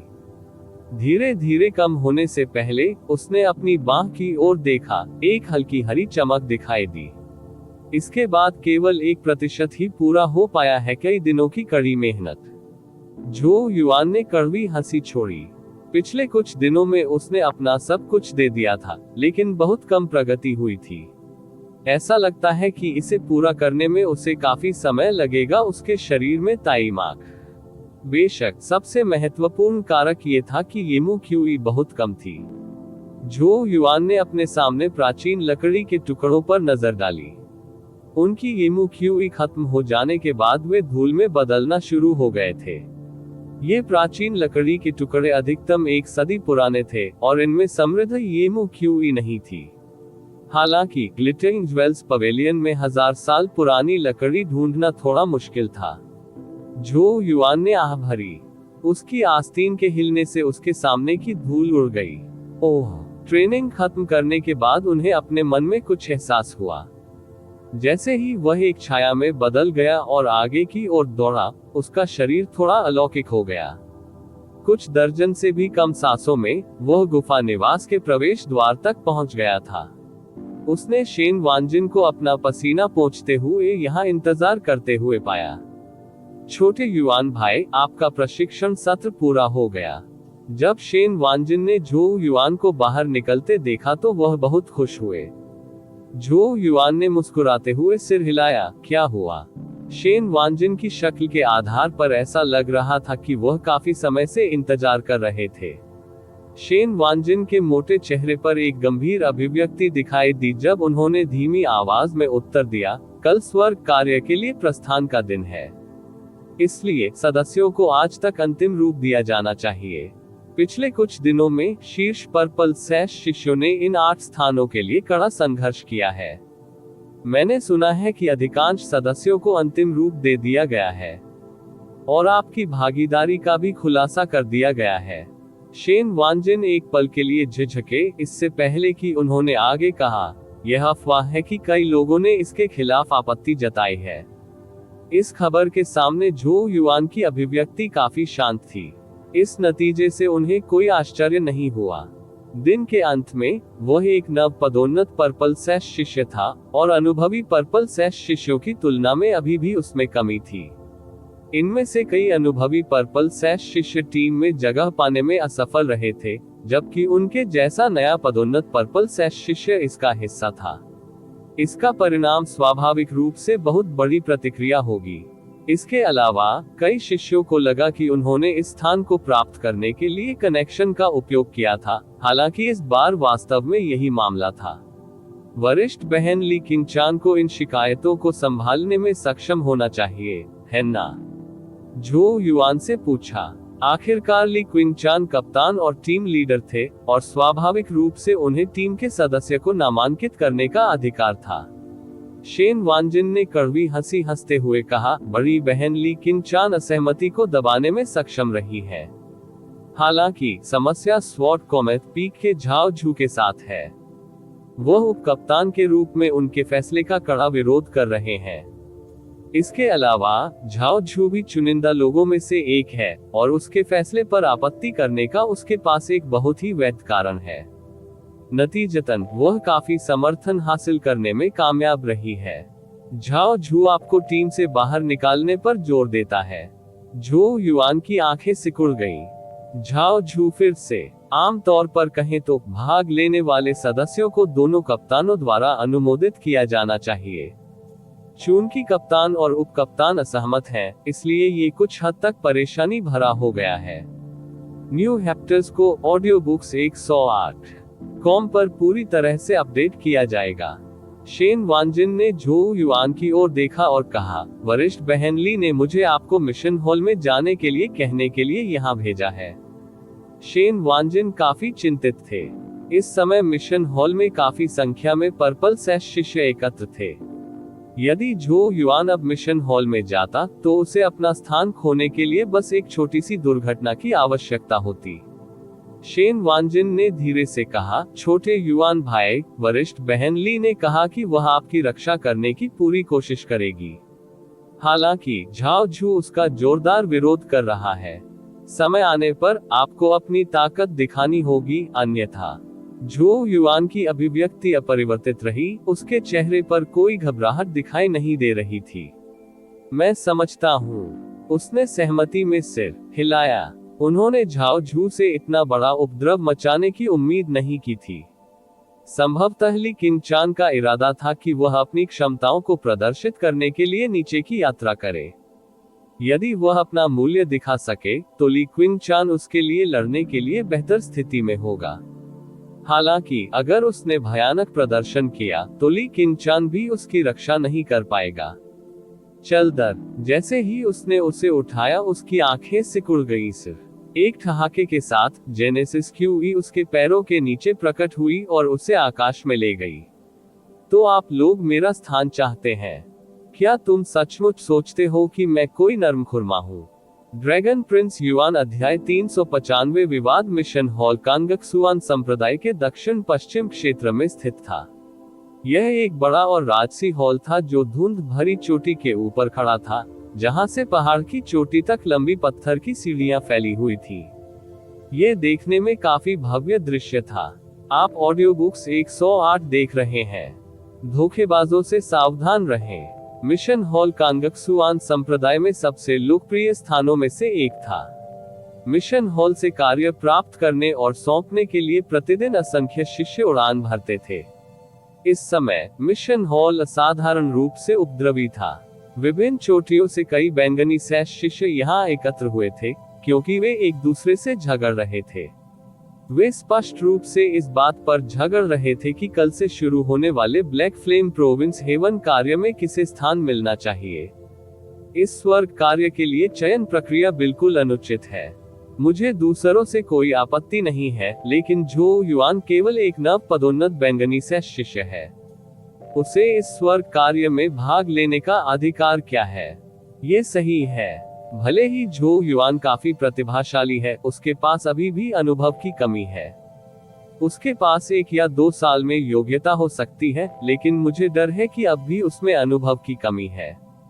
हे, मैंने सुना है कि उसे वरिष्ठ बहन ली किंचान द्वारा नामांकित किया गया था। ये सोचने के लिए कि वह वास्तव में उसका ध्यान आकर्षित कर सकता है, मुझे आश्चर्य है कि उसके बारे में ऐसा क्या खास है। बकवास। कुछ कहने की कोशिश करना बंद करो। जरा वरिष्ठ बहन ली किंचान की स्थिति के बारे में सोचो और उसने पिछले कुछ वर्षों में कितनी प्रतिभाशाली प्रतिभाओं को देखा है। झो युआन जैसा कोई व्यक्ति संभवतः उसकी पसंद को कैसे पकड़ सकता है? इसके पीछे कोई अन्य कारण होना चाहिए। उद्धरण चिन्ह उद्धरण चिन्ह उद्धरण चिन्ह। पूरे मिशन हॉल में लगातार शोर शराबे वाली चर्चाएं होती रहीं, उनके बीच कड़वी आवाजों की कोई कमी नहीं थी। आखिरकार कांगक्सुआन संप्रदाय की सबसे प्रसिद्ध बर्फ रानी ली किंचान ने झो युआन की जोरदार सिफारिश की थी। अनगिनत शिष्य उसके बहुत बड़े प्रशंसक थे और स्वाभाविक रूप से अपनी देवी को झो युआन के लिए इतनी मेहनत करते हुए देखकर काफी उदास महसूस करते थे। पहाड़ की चोटी पर एक साइड हॉल के भीतर इस कमरे में 10 आकृतियां मौजूद थीं। ली किंचान अपने सुंदर चेहरे पर एक ठंडी अभिव्यक्ति के साथ समूह के शीर्ष पर बैठी थी। उसके बगल में लंबी और संकीर्ण आंखों वाला एक युवक बैठा था। एक तलवार उसके पैरों पर टिकी हुई थी और उसकी पतली उंगलियां धीरे से उस पर थपथपा रही थी। उसके शरीर से एक शक्तिशाली लेकिन अस्पष्ट तलवार की आभा फैल गई, जैसे कमरे में तलवार की हल्की सी चीख गूंज उठी। ये व्यक्ति स्वॉर्ड कॉमेट पीक से चुना गया दूसरा व्यक्ति झाओ झू था। इन दोनों के नीचे असाधारण उपस्थिति वाले अनेक युवा व्यक्ति बैठे थे। करीब से निरीक्षण करने पर किसी को पता चलेगा कि वे सभी प्रसिद्ध बैंगनी सैश शिष्य थे। उनकी तुलना में जू यान जैसे लोग भी काफी कमजोर थे। हाँ, वरिष्ठ बहन ली, यह मिशन बेहद महत्वपूर्ण है। आपको पता होना चाहिए कि हम ब्लैक फ्लेम प्रांत की ओर जा रहे हैं और 3 पवित्र संप्रदायों sacred palace, north sea dragon subring hall और 100 फ्लावर्स फेरी पैलेस के खिलाफ होंगे। वे सभी निश्चित रूप से अपने सबसे विशिष्ट शिष्यों को भेजेंगे, जो हमारे लिए काफी चुनौतीपूर्ण होगा। जबकि साइड हॉल के भीतर का माहौल थोड़ा तनावपूर्ण था, झाओ झू ने मंद मंद मुस्कुराते हुए कहा, हालांकि वरिष्ठ बहन ली इस बात पर जोर देती रहती है कि झो युआन को टीम का हिस्सा होना चाहिए। क्या आप संप्रदाय के हित पर प्रकाश नहीं डाल रहे हैं? हॉल के अंदर कई लोग झाओ झू के शब्दों पर सिर हिलाने से खुद को नहीं रोक सके। ली किंचान का खूबसूरत चेहरा बर्फ से ढका हुआ था और उसने ठंडे स्वर में कहा, कप्तान के रूप में यह मेरा अधिकार है। मेरा मानना है कि वह योग्य है। फक फक करना। झाओ झू के नीचे एक शिष्य ने खर्राटा लिया। उस व्यक्ति के बाल बिखरे हुए थे, जबकि उसके पूरी तरह से काले नाखूनों से ठंडी और तीखी अनुभूति हो रही थी। ऑडियो बुक्स से एपिसोड 108 को इस व्यक्ति को किन हाई कहा जाता था और वह स्वॉट कॉमेट पीक के सबसे प्रसिद्ध बैंगनी सैश शिष्यों में से एक था। किन हाई ने मुस्कुराते हुए कहा, वरिष्ठ बहन ली, हम इस मिशन के लिए एक टीम है। यदि आप इस बोझ को साथ लाने पर जोर देते हैं, तो आप संभावित रूप से मिशन को खतरे में डाल सकते हैं, और हम में से कोई भी स्वर्ग क्रेडिट प्राप्त नहीं कर पाएगा। यहाँ तक कि यदि आप चुने गए लोगों में से एक हैं, तो ये कुछ ऐसा है जिसे हम स्वीकार नहीं कर सकते। मैं उसकी भरपाई कर दूंगा। ली किनचान ने किन हाई को उदासीनता से देखा। या तुम मुझ पर शक कर रहे हो? योग्यताएं। ली किनचान की बर्फीली चमक के नीचे किन हाई एक सूखी हंसी देते हुए ठिठक गया। हालांकि वह पर्पल सैश शिष्यों के बीच काफी प्रसिद्ध था, लेकिन वह स्वाभाविक रूप से तीसरे स्थान पर चुने गए ली किनचान की तुलना में बहुत कमजोर था। हाँ, वरिष्ठ बहन ली, किन हाई का मतलब आपकी क्षमताओं पर सवाल उठाना नहीं है। जब झाओ झू ने ये देखा तो वह धीरे से मुस्कुराया। इससे पहले उसने धीरे से कहा, हालांकि उसने जो पहले कहा था वह समझ में आता है। हम एक टीम हैं और हम एक बोझ साथ नहीं ला सकते। मैं इस बात से इनकार नहीं करूंगा कि झोउ युआन वास्तव में बहुत प्रतिभाशाली है। हालांकि वह एक नव पदोन्नत पर्पल सैश शिष्य है और अभी भी अनुभव की कमी है। इसलिए मैं सुझाव देना चाहूंगा कि जूनियर भाई वांग लेई उसकी जगह ले ले। उसकी नजर साइड हॉल की आखिरी सीट की ओर गई, जहां एक लंबा और गठीला युवक नजर आ रहा था।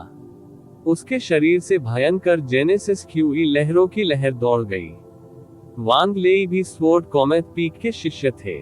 चूंकि स्वर्ग के कार्य का सामना करना आसान नहीं था, झाओ झू अपने स्वॉर्ड कॉमेट पीक शिष्यों को शामिल करने के लिए अपनी शक्ति में सब कुछ कर रहा था। हालांकि यह मामला था, उन्होंने जिन शिष्यों की सिफारिश की वे उपयुक्त ताकत और प्रसिद्धि वाले थे। इसलिए दूसरों के पास कहने के लिए कुछ नहीं था, भले ही उन्होंने उसके इरादों को भांप लिया हो। ली किनचान की निगाहें और भी ठंडी हो गईं। वरिष्ठ भाई झाओ झू, हालांकि यह कार्य महत्वपूर्ण है, प्रत्येक भाग लेने वाला सदस्य महत्वपूर्ण भूमिका नहीं निभाएगा। वरिष्ठ बहन ली किनचान बमुश्किल किसी स्नो लोड्स पीक शिष्यों को अपने साथ लाई, जबकि आपके स्वॉर्ड कॉमेट पीक शिष्यों ने पहले ही 4 स्थान ले लिए हैं। मुझे लगता है कि आप दोनों को एक कदम पीछे हट जाना चाहिए और समझौता कर लेना चाहिए, ताकि हम जल्दी से टीम के सदस्यों को अंतिम रूप दे सके। फिर हम एक टीम के रूप में मिशन के साथ आगे बढ़ पाएंगे। क्या आपको नहीं लगता कि यह सर्वश्रेष्ठ के लिए होगा? जिसने बात की वह ली किनचान के अधीन एक युवा महिला थी। लड़की ने काली शर्ट और लंबी पैंट पहनी हुई थी और वह काफी लंबी थी, खासकर उसकी लंबी और पतली टांगों के कारण। वह काफी सुंदर भी थी, जबकि उसके गोरे हाथ एक स्वस्थ चमक दे रहे थे। इस लड़की का नाम बाइली था और वह होंगिया पीक की काफी प्रसिद्ध बैंगनी सैश शिष्या थी। भले ही वह नहीं जानती थी कि ली किनचान ने झोउ युआन को साथ लाने पर जोर क्यों दिया, वह ली किनचान के करीब थी और स्वाभाविक रूप से उसने झोउ युआन के लिए खड़े होने का फैसला किया। इसके अलावा झोउ युआन की रक्षा के लिए ली किनचान ने पहले ही झाओ झू के सामने घुटने टेक दिए थे। यही कारण है कि टीम में इतने सारे स्वॉर्ड कॉमेट पीक शिष्य थे। इसके बावजूद झाओ झू अभी भी बहुत दबंग था, समझौता करने से इनकार कर रहा था और लगातार अपनी किस्मत को आगे बढ़ाने की कोशिश कर रहा था। झाओ झू की उंगली धीरे से उसकी तलवार पर फिसल गई और उसने मुस्कुराते हुए कहा, जूनियर बहन बाइली, मैं स्वार्थी तरीके से काम नहीं कर रहा हूँ, बल्कि अपने मिशन के लिए काम कर रहा हूँ। मेरा मानना है कि छोटी बहन बाइली भी नहीं चाहती कि हम असफल हों और खाली हाथ घर लौटें, ठीक है? बाइली के पास शब्द नहीं थे। तार्किक रूप से कहें तो झाओ झू ने जो कहा वह समझ में आता है। आखिरकार उनमें से कोई भी ऐसा बोझ नहीं उठाना चाहता था जो केवल स्वर्ग क्रेडिट के लिए था। जब झाओ झू ने ये देखा तो उन्होंने मुस्कुराते हुए बोलना जारी रखा, मुझे विश्वास है कि वरिष्ठ बहन ली किनचान ने झोउ युआन को संदेश देने के लिए पहले ही किसी को भेज दिया है। हालांकि हम लगभग आधे दिन से इंतजार कर रहे हैं, और अभी तक ये कनिष्ठ भाई ने खुद को दिखाने से इनकार कर दिया, जिससे वरिष्ठ बहन ली को उसके लिए अपनी लड़ाई लड़ने के लिए छोड़ दिया गया। उसके कार्यों से पता चलता है कि उसमें साहस की कमी है। उनके शब्द बेहद चुभने वाले थे। उनके बोलने के बाद बायली भी भौहें चढ़ाने लगी, जाहिर तौर पर थोड़ी परेशान थी। उसने ये भी महसूस किया कि झो युआन के व्यवहार से पता चलता है कि वह एक गैर जिम्मेदार व्यक्ति था। ली क्विंचान अब भी ऐसे व्यक्ति की रक्षा क्यों कर रहा था? आखिरकार ली क्विंचान ही थे जिन्होंने उन्हें नामांकित किया था, हालांकि आज तक उसे मुंह दिखाने की हिम्मत न हुई। क्या ऐसा इसलिए था क्योंकि वह जानता था कि वह दबाव नहीं झेल सकता? ली क्विंचान की अभिव्यक्ति अभी भी अपठनीय और बर्फ की तरह ठंडी थी। हालांकि उसकी आंखों में जलन की झलक दिखी। जैसे ही वह बोलने ही वाली थी, हॉल के बाहर अचानक हंगामा सुनाई दिया, जिसके बाद उन सभी ने एक दुबले पतले युवक को अंदर आते देखा। मैं पहले प्रशिक्षण ले रहा था और मुझे समय का पता नहीं चला। मुझे उम्मीद है कि मेरे वरिष्ठ भाई बहन मुझे माफ कर देंगे।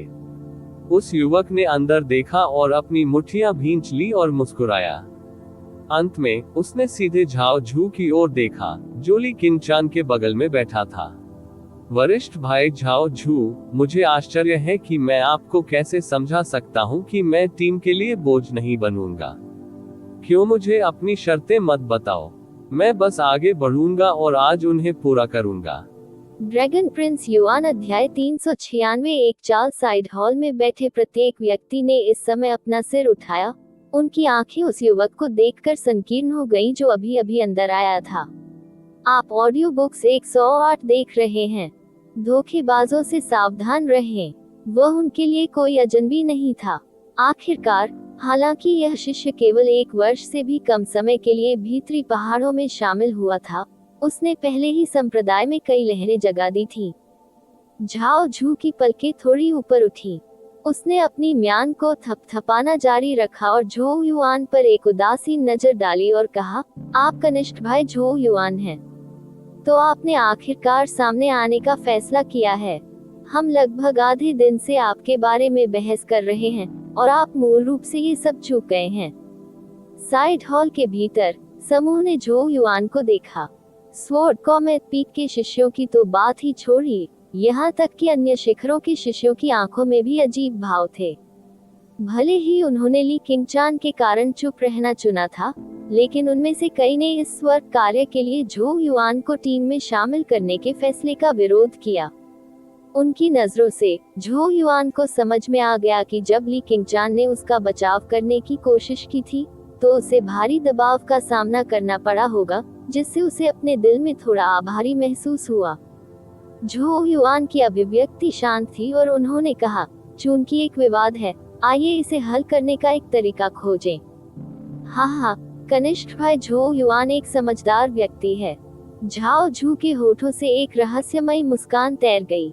उन्होंने वांग लेई की ओर इशारा करते हुए कहा, यह मिशन हमारे कांगक्सुआन संप्रदाय के लिए बेहद महत्वपूर्ण है। इसलिए मुझे उम्मीद है कि आप अपना स्थान कनिष्ठ भाई वांग लेई को दे सकते हैं। अन्यथा, क्या हम आपकी वजह से मिशन को विफल कर देंगे? न केवल आप दंडित किया जाएगा, लेकिन जिस व्यक्ति ने आपकी सिफारिश की थी, वरिष्ठ बहन ली, उसे भी दंडित किया जाएगा। आप हाल ही में संप्रदाय में शामिल हुए हैं और अभी भी युवा हैं। अपने आप को 1 या 2 साल और दे, और आप निश्चित रूप से बैंगनी सैश शिष्यों के बीच एक विशिष्ट व्यक्ति बन जाएंगे। जब वह समय आएगा, तो आपके पास निश्चित रूप से स्वर्ग कार्य में शामिल होने की योग्यता होगी, और मेरा मानना है कि तब आपकी भागीदारी पर किसी को आपत्ति नहीं होगी। झाओ झू मुस्कुराए। उनके बोलने का तरीका ऐसा था जैसे कोई उच्च पदस्थ व्यक्ति किसी नाबालिग को व्याख्यान दे रहा हो। तो कनिष्ठ भाई झो युआन, आप क्या कहते हैं? साइड हॉल में बिल्कुल सन्नाटा था। हर कोई झो युआन को देख रहा था क्योंकि वे उसकी प्रतिक्रिया का इंतजार कर रहे थे। भीड़ के ध्यान में झो युआन के युवा चेहरे पर एक मुस्कुराहट प्रकट हुई और उसने अपना सिर हिलाया और कहा, मुझे वास्तव में खेद है वरिष्ठ भाई झाओ झू। मुझे लगता है कि हमें चाहिए। झाओ झू के चेहरे पर मुस्कान थोड़ी कम हो गई। अरे अज्ञानी बववा, साइड हॉल के पीछे वांग लेई नाम के व्यक्ति ने झो युआन को घूर कर देखा। जब उसने कहा, जूनियर भाई झो युआन, क्या आप वास्तव में मानते हैं कि जूनियर भाई जू यान के खिलाफ आपके दयनीय ड्रॉ ने आपको स्वर्ग कार्य में भाग लेने की योग्यता दी है? वरिष्ठ भाई झाओ झू बड़ी तस्वीर के बारे में सोच रहे हैं, जबकि आपकी जिद वास्तव में बहुत स्वार्थी है। जवाब देते हुए झो युआन की पलकें झुक गईं, तो मुझे वरिष्ठ भाई वांग लेई को कैसे विश्वास दिलाना चाहिए कि मेरे पास योग्यताएं हैं? शायद मुझे तुम्हें हराना है। ऑडियो बुक 108 पर यू अद्यतन उपन्यास खोजें। कॉम वांग लेई इन शब्दों से अचंभित रह गए, लेकिन उनके चेहरे पर उपहासपूर्ण मुस्कान जल्द ही चौड़ी हो गई, जबकि अन्य शिष्य भौहें चढ़ाने लगे। उन सभी को स्पष्ट रूप से महसूस हुआ कि झो युआन बहुत घमंडी था। आखिरकार झो युआन केवल जू यान को गतिरोध में मजबूर करने में कामयाब रहा, क्योंकि उसने पहले को कम करके आंका था। इसके अलावा यहाँ मौजूद लोगों में से वांग लेई भी जू यान की तुलना में काफी मजबूत थे। इसलिए झो युआन के ऐसे घमंडी शब्द ये दिखाने के लिए गए कि वह कितना अनुचित रूप से अहंकारी था। झाओ झू ने वांग लेई पर नजर डालने से पहले अपना सिर हिलाया। वांग लेई के चेहरे पर एक भयानक मुस्कान दिखाई दी। वह 2 कदम आगे बढ़ा और भयावह तरीके से कहा, जूनियर भाई झो युआन युवा और घमंडी है। हालांकि आपके वरिष्ठ के रूप में मैं आपका फायदा नहीं उठाना चाहता। मुझे ये साबित करने की जरूरत नहीं है कि आप मुझे हरा सकते हैं। जब तक आप मेरी एक चाल को संभाल सकते हैं, मैं स्वीकार करूंगा कि आपके पास योग्यताएं हैं। बेशक अगर तुम मेरे एक हमले को भी नहीं संभाल सकते, तो मैं तुम्हें सलाह दूंगा कि तुम अपने आप को अपमानित मत करो। स्वॉर्ड कॉमेट पीक के इस व्यक्ति का बार बार मजाक उड़ाने से झो युआन की आंखें खतरनाक तरीके से संकीर्ण हो गईं।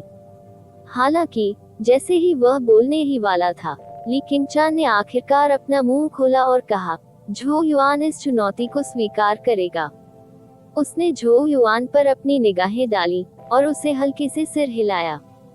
ये पहले से ही झो युआन को मिलने वाला सबसे लाभप्रद प्रस्ताव था। ली किंगचान को डर था कि झो युआन अपने अहंकार के कारण इसे अस्वीकार कर सकता है, और इसलिए उसने अपनी ओर से इसे स्वीकार करने की पहल की थी। चूंकि वांग लेई दिखावा करना चाहते थे, इसलिए उन्हें इस अवसर का उचित उपयोग करना था। झो युआन उसकी बातों पर बेबसी से मुस्कुराया। वास्तव में वांग लेई के साथ वास्तविक लड़ाई के लिए उत्सुक था। अन्यथा अगर उन्हें लगातार अपनी पार्टी के अन्य सदस्यों के संदेह से जूझना पड़े तो उन्हें एक असुविधाजनक यात्रा का सामना करना पड़ेगा। हालांकि ली किंगचान को उस पर ज्यादा भरोसा नहीं था, और उसे डर था कि वह अपने जिद्दी घमंड के कारण खुद को एक कोने में बंद कर लेगा। ऐसे में उसने ऐसी स्थिति को रोकने के लिए तुरंत कार्रवाई शुरू कर दी थी। झो युआन को ली किंगचान से काफी खेद महसूस हुआ, क्योंकि उसने वास्तव में उसकी रक्षा के लिए भारी मात्रा में दबाव का सामना किया था। इसलिए उन्होंने चुप रहना बेहतर समझा और उनके फैसले पर कोई आपत्ति नहीं जताई। ये देखकर वांग लेई ने झाओ झू से नजरें मिलाईं और उनके चेहरे पर एक अजीब सी मुस्कान आ गई। जूनियर भाई झो युआन की बहादुरी सराहनीय है, तो चलिए इस वरिष्ठ भाई को आपको कुछ मार्गदर्शन देने दीजिए। वांग लेई ने अपना पैर पटका जैसे ही उनका शरीर आगे की ओर उड़ गया और हॉल के बाहर एक मैदान में जा गिरा। झो युआन भी चले गए और जल्दी से मैदान पर दिखाई दिए। ली किंगचान, झाओ झू और बाकी लोग मछलियों की तरह हॉल से बाहर निकले, प्रवेश द्वार पर पहुंचे, जहां उन्होंने 2 आकृतियों को देखा जो अब एक दूसरे के सामने थीं। मिशन हॉल में आमतौर पर भीड़ रहती थी। उल्लेख करने की आवश्यकता नहीं है कि विभिन्न शिखरों से अनेक बैंगनी सैश शिष्य आज यहाँ एकत्र हुए थे, जो ये पता लगाने की प्रतीक्षा कर रहे थे कि स्वर्ग कार्य के लिए अंतिम रूप से कौन चुनेगा। इसलिए झो युआन और वांग लेई ने तुरंत भीड़ का ध्यान आकर्षित किया। भीड़ को जल्द ही इसका कारण पता चल गया कि झो युआन और वांग लेई एक दूसरे का सामना क्यों कर रहे थे, और तुरंत विभिन्न चौंकाने वाली आवाजें सुनाई दी। झो युआन बहुत घमंडी है, ये सोचना कि वह वास्तव में अपने वरिष्ठ भाई वांग लेई से लड़ने की हिम्मत करता है। मैंने सुना है कि यह केवल एक चाल का दांव है। भले ही ये केवल एक ही चाल हो, मुझे डर है कि झोउ युआन इसे संभाल नहीं पाएगा। वरिष्ठ भाई वांग लेई जू यान की तुलना में काफी मजबूत हैं और निश्चित रूप से इस एक हमले के लिए हर संभव प्रयास करेंगे। मुझे नहीं लगता कि झोउ युआन जीत सकता है। अरे, अगर वह ऐसा नहीं कर सकता तो यह और भी अच्छा है। टीम में वह स्थान ऐसा कुछ नहीं है जिसके बारे में उसे अभी सोचना भी चाहिए। इसे उसके लिए एक सबक बनने दो। दोनों व्यक्तियों को उत्साह में देखकर अधिक से अधिक शिष्य अखाड़े की परिधि पर इकट्ठा होने लगे। पत्थर की सीढ़ियों पर ली क्विंगचान ने मैदान को देखा। उसके बगल में बायली की नजर झोउ युआन और वांग लेई पर पड़ी और उसने धीरे से कहा, हालांकि वांग लेई काफी घमंडी है, लेकिन वह मूर्ख नहीं है। वह संभवतः इस एक चाल के लिए तैयार होकर आया है जो उसने सुझाया था। ली क्विंगचान एक पल के लिए चुप हो गए। इस बात का एहसास उसे भी स्वाभाविक रूप से था। हालांकि झाओ झू के कड़े विरोध और इस तथ्य के साथ कि उसने झोउ युआन का जोरदार बचाव किया था, ने काफी आलोचना की थी। इसलिए अब उसकी एकमात्र आशा ये थी कि झोउ युआन कुछ कर सके ताकि उसके पास भीड़ को समझाने के लिए कुछ हो। झोउ युआन भी जल्दबाज व्यक्ति नहीं है। चूंकि वह सहमत था, इसलिए उसे भी तैयार रहना चाहिए। ली क्विंगचान ने धीरे से कहा, इसके अलावा अगर वह वांग लेई के एक भी हमले को नहीं संभाल सकता, अगर वह मिशन में शामिल हो भी जाता है तो भी उसके लिए हेवन क्रेडिट प्राप्त करना असंभव होगा। उसने मैदान में खड़े युवक को घूरकर देखा और धीरे से कहा, अब मुझे दिखाओ कि क्या तुम्हारी रक्षा करने का मेरा निर्णय सही है। ड्रैगन प्रिंस युआन अध्याय 397 ग्रेट गोल्डन बेल। कई आकृतियां आकाश से उतरी और साइड हॉल के बाहर मैदान के चारों ओर एकत्रित हो गईं। वे सभी अखाड़े में एक दूसरे के सामने खड़ी दो आकृतियों पर अजीब निगाहें डाल रहे थे। आप ऑडियो बुक्स 108 देख रहे हैं। धोखेबाजों से सावधान रहें। ये दोनों शख्सियतें हर किसी के लिए अपरिचित नहीं थीं। वांग लेई स्वॉर्ड कॉमेट पीक के सबसे अनुभवी पर्पल सैश शिष्यों में से एक थे, जिनकी प्रसिद्धि जू यान से भी अधिक थी। जहां तक झोउ युआन का सवाल है, वह केवल एक नव पदोन्नत पर्पल सैश शिष्य हो सकता है, लेकिन उसने पिछले आधे साल से बार बार अपनी आश्चर्यजनक क्षमताओं का प्रदर्शन किया है, जिससे वह इस नाम से जाना जाने लगा है, नवीनतम पीढ़ी के शीर्ष शिष्य। नतीजतन इसने उन्हें संप्रदाय में अधिक प्रसिद्ध शख्सियतों में से एक बना दिया। इन दोनों के बीच मुकाबला स्वाभाविक तौर पर काफी दिलचस्प होने वाला था। भीड़ के ध्यान के तहत वांग लेई ने एक आरामदायक अभिव्यक्ति दिखाई। उन्होंने झोउ युआन को एक लापरवाह मुस्कुराहट के साथ देखा और कहा, जूनियर भाई झोउ युआन, मुझे पता है कि आप बहुत प्रतिभाशाली हैं। हालांकि रोम एक दिन में नहीं बना था और आपके लिए इससे अधिक काटे जाना बुद्धिमानी नहीं है। आप चबा सकते हैं। झोउ युआन ने हंसते हुए उत्तर दिया, कृपया आगे बढ़ें और वरिष्ठ भाई वांग लेई का मार्गदर्शन करें। वांग लेई ने दया से अपना सिर हिलाया और कहा, मैं मूल रूप से आपको अपमान से बचाने की उम्मीद कर रहा था। हालांकि आप चीजों को कठिन तरीके से करने पर जोर देते हैं। एक कनिष्ठ को धमकाने के लिए इस वरिष्ठ भाई को दोष न दें। उसकी आंखों में एक भयंकर दृष्टि चमक उठी। बूम! अगले ही पल राजसी जेनेसिस की हुई उसके सिर से धुएं के 1000 फुट ऊंचे स्तंभ की तरह उठी। शक्तिशाली जेनेसिस की हुई दबाव की लहरें तेजी से पूरे क्षेत्र में फैल गईं, जिससे अंतरिक्ष भी हल्का सा कांपने लगा। वांग लेई ने तुरंत अपनी मजबूत जेनेसिस की हुई नींव की अद्भुत गहराई का खुलासा किया। वह वास्तव में जू यान से एक स्तर ऊपर था। मैदान के चारों ओर मौजूद कई पर्यवेक्षकों ने आश्चर्य से धीमी सांसें छोड़ी। वांग लेई ने धीरे से अपना हाथ बढ़ाया। ये सामान्य से थोड़ा अधिक लंबा लग रहा था और थोड़ा सा काला पड़ गया था। कोई भी मुश्किल से उसकी हथेली पर बिजली की चमक देख सकता था, जिससे एक शक्तिशाली और खतरनाक अनुभूति हो रही थी। वांग लेई ने अपनी आवाज धीमी की और कहा, जूनियर भाई झोउ युआन, चूंकि हम इसे एक ही हमले में निपटाने पर सहमत हुए हैं, इसलिए मैं पीछे नहीं हटूंगा। मेरी हथेली का प्रहार पाने के बाद यह आपके लिए काफी दर्दनाक हो सकता है। झो युआन की आंखें थोड़ी सिकुड़ गईं। उसने अपने हाथ एक साथ रखे। जैसे ही उसके शरीर के भीतर जेनेसिस क्यूई हिलने लगी। ये देखकर वांग लेई के मुंह के कोनों से एक मजाकिया मुस्कान उभरी।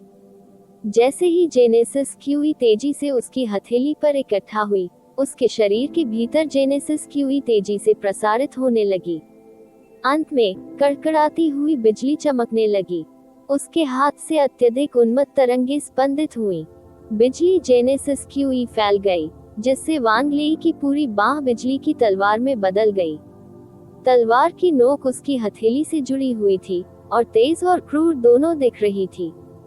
वांग लेई के पैरों के नीचे की जमीन भी दरकने और उखड़ने लगी। ये देख अखाड़े के बाहर मौजूद शिष्यों के भाव थोड़े बदल गए। ये तलवार आती है पीक की बिजली की तलवार पाम। ऐसा कहा जाता है कि लाइटनिंग स्वॉर्ड पाम तकनीक स्वॉर्ड कॉमेट पीक में अपनी अडिग और सशक्त प्रकृति के लिए जानी जाती है। हालांकि इसमें जबरदस्त हमले की शक्ति है। ये बड़ी मात्रा में जेनेसिस क्यूई का उपभोग करती है। यहाँ तक कि 7वीं परत अल्फा ओरिजिन अभ्यासकर्ता भी ऐसा कर सकता है। लगातार 2 बार उपयोग करने में सक्षम नहीं होगा। वांग लेई बहुत चालाक है। ये तथाकथित एक चाल का दांव। क्या ये स्पष्ट रूप से इस तथ्य का उपयोग नहीं कर रहा है कि लाइटनिंग स्वॉर्ड पाम का उपयोग करने के बाद वह सहनशक्ति से बाहर हो जाएगा? यह एक प्रसिद्ध ऑल आउट तकनीक है। या तो वह अपने प्रतिद्वंद्वी को एक ही चाल में नष्ट कर देता है, या जेनेसिस क्यूई की कमी के कारण लड़ाई हार जाता है। उद्धरण चिन्ह ... उद्धरण चिन्ह। अनेक शिष्य आपस में बातें कर रहे थे। आखिरकार उन्हें समझ आ गया कि वांग लेई ने यह एक चाल का दांव क्यों प्रस्तावित किया था। नवंबर बिन कॉम पर पहली बार चेकआउट करे सीढ़ियों पर ली किंग चान के चेहरे पर ठंडक तेज हो गई। वह झाओ झू की ओर मुड़ी और उपहास करते हुए बोली, तो ये हमेशा से आपकी योजना थी। उसने पहले सोचा था कि वांग लेई ने अहंकार के कारण एक चाल की चुनौती का प्रस्ताव रखा था, और उसे उम्मीद है कि वह इस अवसर का उपयोग झो युआन को आगे बढ़ने में मदद करने के लिए करेगी। हालांकि अब ये स्पष्ट हो गया था कि यह झाओ झू और वांग लेई द्वारा बिछाया गया जाल था। वांग लेई की हमले की वर्तमान योजना के आधार पर किसी भी प्रतिद्वंद्वी को एक ही चाल में समाप्त कर दिया जाएगा। इस कदम से उसे या तो पूर्ण लाभ प्राप्त होगा या गंभीर नुकसान में मजबूर होना पड़ेगा। ये सुनकर झाओ झू मंद मंद मुस्कुराए और कहा, वरिष्ठ बहन ली, पवित्र महल के शिष्य और अन्य गुट हमें यह नहीं बता पाएंगे कि उनकी युद्ध रणनीतियां क्या होने वाली हैं। ली किंग चान के अलावा बायली ने अपना सिर हिलाने से पहले वांग लेई को डराने की ओर देखा। झो युआन को पहले भी जुयान के खिलाफ इतना कठिन समय झेलना पड़ा था। वह संभवतः वांग लेई के इतने जबरदस्त क्रूर हमले को कैसे संभाल सकता था। लड़ाई मूल रूप से उस क्षण पर थी जब वांग लेई ने लाइटनिंग स्वॉर्ड पाम का खुलासा किया था। और ठीक है, कम से कम झो युआन अब ऐसा नहीं करेगा। एक बार हारने के बाद वह गर्व के कारण टीम में उसी स्थान पर बेशर्मी से चिपक जाता है। ऐसे में टीम को एक बोझ से मुक्ति मिल जाएगी। बूम! जैसे ही भीड़ के मन में तरह तरह के विचार दौड़े, मैदान में अचानक गड़गड़ाहट की आवाज गूंजने लगी।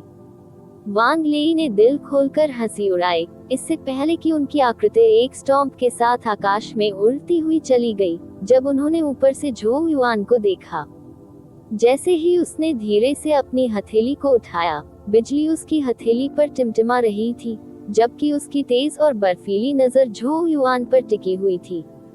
बिजली तलवार पाम। वांग लेई ने दहाड़ते ही तुरंत अपनी हथेली घुमा दी। आकाश में जोर से गड़गड़ाहट हुई, जैसे उसकी हथेली से बिजली की तेज चमक निकली। 100 फीट बड़ी बिजली का तार तेजी के साथ आसमान से नीचे उतरा। इसके अलावा ऐसा प्रतीत हुआ मानो हमले के भीतर तलवार की छाया छिपी हुई थी। घातक, जबरदस्त और क्रूर। पाम के उतरने से पहले ही नीचे के मैदान में दरारें पड़नी शुरू हो गई थी। अखाड़े में झो युआन ने अपना सिर उठाया। हवाओं ने जोर जोर से उसके कपड़ों को उड़ा दिया, जिससे वे हवा के साथ बेतहाशा फड़फड़ाने लगे। जैसे ही उसने गहरी सांस ली, उसकी नजर बिजली की हथेली पर पड़ी, जिसका प्रतिबिंब उसकी आंखों में तेजी से बढ़ रहा था। कितनी जबरदस्त ताकत! उसकी आंखें थोड़ी चौड़ी हो गईं, लेकिन अजीब बात यह थी कि उसके चेहरे पर घबराहट का कोई निशान नहीं था। इसके स्थान पर उत्सुकतापूर्ण अभिव्यक्ति ही देखने को मिली। यह मेरी ओमनी पायथन क्यूई का परीक्षण करने का सही अवसर है। चौथी परत अल्फा ओरिजिन चरण में आगे बढ़ने के बाद उनकी जेनेसिस क्यूई की नींव में जबरदस्त सुधार हुआ था। जैसे जैसे उसकी जेनेसिस क्यूई मजबूत होती गई, उसकी ओमनी पायथन क्यूई के चमत्कार धीरे धीरे उजागर होने लगे। झो युआन ने धीरे से अपने हाथ एक साथ रखे और धीरे से अपनी आंखें बंद कर ली। उसके क्यूई आवाज में 1200 जेनेसिस क्यूई सितारों से तुरंत एक चमकदार चमक फूट पड़ी, जो सुनहरे जेनेसिस क्यूई की तरंगों में बदल गई और उसके शरीर में बाढ़ आ गई। गड़गड़ाहट। गोल्डन ओमनी पायथन क्यूई झो युआन के शरीर से बाहर निकला और आकाश में उड़ गया। एक विशाल अजगर की धुंधली छाया को उसके भीतर आकाश में फुफकारते हुए देखा जा सकता था। अजगर सुनहरे शल्कों से ढका हुआ था और झो युआन के शरीर के चारों ओर लिपटने से पहले वह आकाश से नीचे उड़ गया। झो युआन के शरीर के चारों ओर लिपटे विशाल अजगर के शरीर के गोल गोल घूमने से ऐसा लग रहा था कि यह एक विशाल सुनहरी घंटी का आकार ले रहा है। सुनहरी घंटी सरल लेकिन मजबूत थी, एक दुर्जेय बाधा की तरह जो अविनाशी थी। ओमनी पायथन क्यूई, रहस्यमय पायथन की महान गोल्डन बेल। झो युआन के मुंह से धीरे धीरे एक गहरी आवाज निकली। ये नवीनतम रक्षात्मक जेनेसिस क्यूई तकनीक थी जिसे उन्होंने ओमनी पायथन क्यूई के विकास के कारण अनलॉक किया था।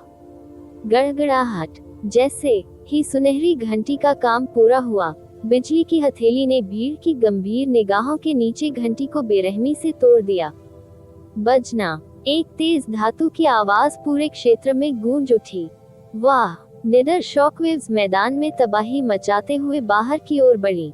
पत्थर और लकड़ी पूरी तरह बिखर गए, क्योंकि हवा में धूल भर गई। आसपास के शिष्य तुरंत पीछे हट गए, हालांकि उनकी निगाहें मैदान पर टिकी रहीं।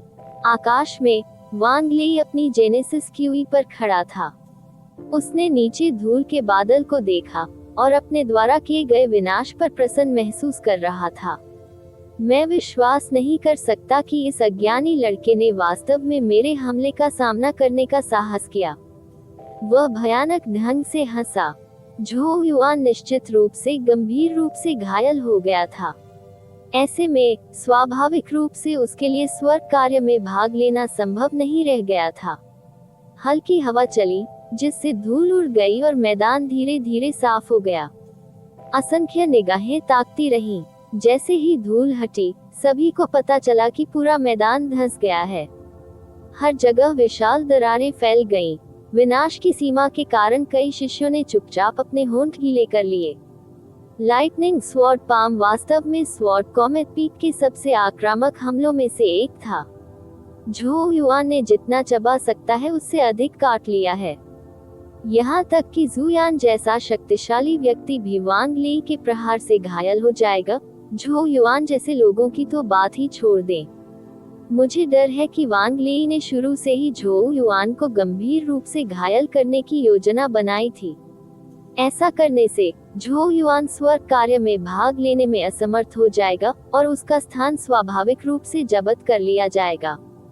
दिन के अंत में वह बहुत तेजी से आगे बढ़ रहा था। वह महज एक नव पदोन्नत पर्पल सेश शिष्य है और स्वर्ग का कार्य अभी भी उसकी पहुंच से परे है। उद्धरण चिन्ह ... उद्धरण चिन्ह। अनगिनत फुसफुसाहटें फैल गईं। ये सब इसी क्षण था। अंततः मैदान में धूल बिखर गई। हर नजर ढहे हुए मैदान के केंद्र की ओर देख रही थी। सारी फुसफुसाहटें तुरंत बंद हो गईं। आकाश में वांग ली के चेहरे पर मुस्कान धीरे धीरे कठोर हो गई, क्योंकि उसके चेहरे पर अविश्वास की झलक झलक रही थी। सीढ़ियों पर ली क्विंगचान और बाय ली दोनों सदमे में हौंफने लगे। यहाँ तक कि झाओ झू की पुतलियां भी थोड़ी सिकुड़ गईं। जैसे जैसे धूल छंटती गई, आखिरकार सभी ने ढहे हुए मैदान के केंद्र में एक छोटा सा क्षेत्र देखा जो पूरी तरह से क्षतिग्रस्त नहीं था। ये बिल्कुल ठीक जगह पर था जहां झोउ युआन वर्तमान में खड़ा था। उसकी आंखें अभी भी बंद थीं, जबकि सुनहरी घंटी उसके चारों ओर स्थिर रूप से खड़ी थी, मजबूत और अविनाशी लग रही थी। सभी लोग आश्चर्यचकित होकर ये दृश्य देखते रहे।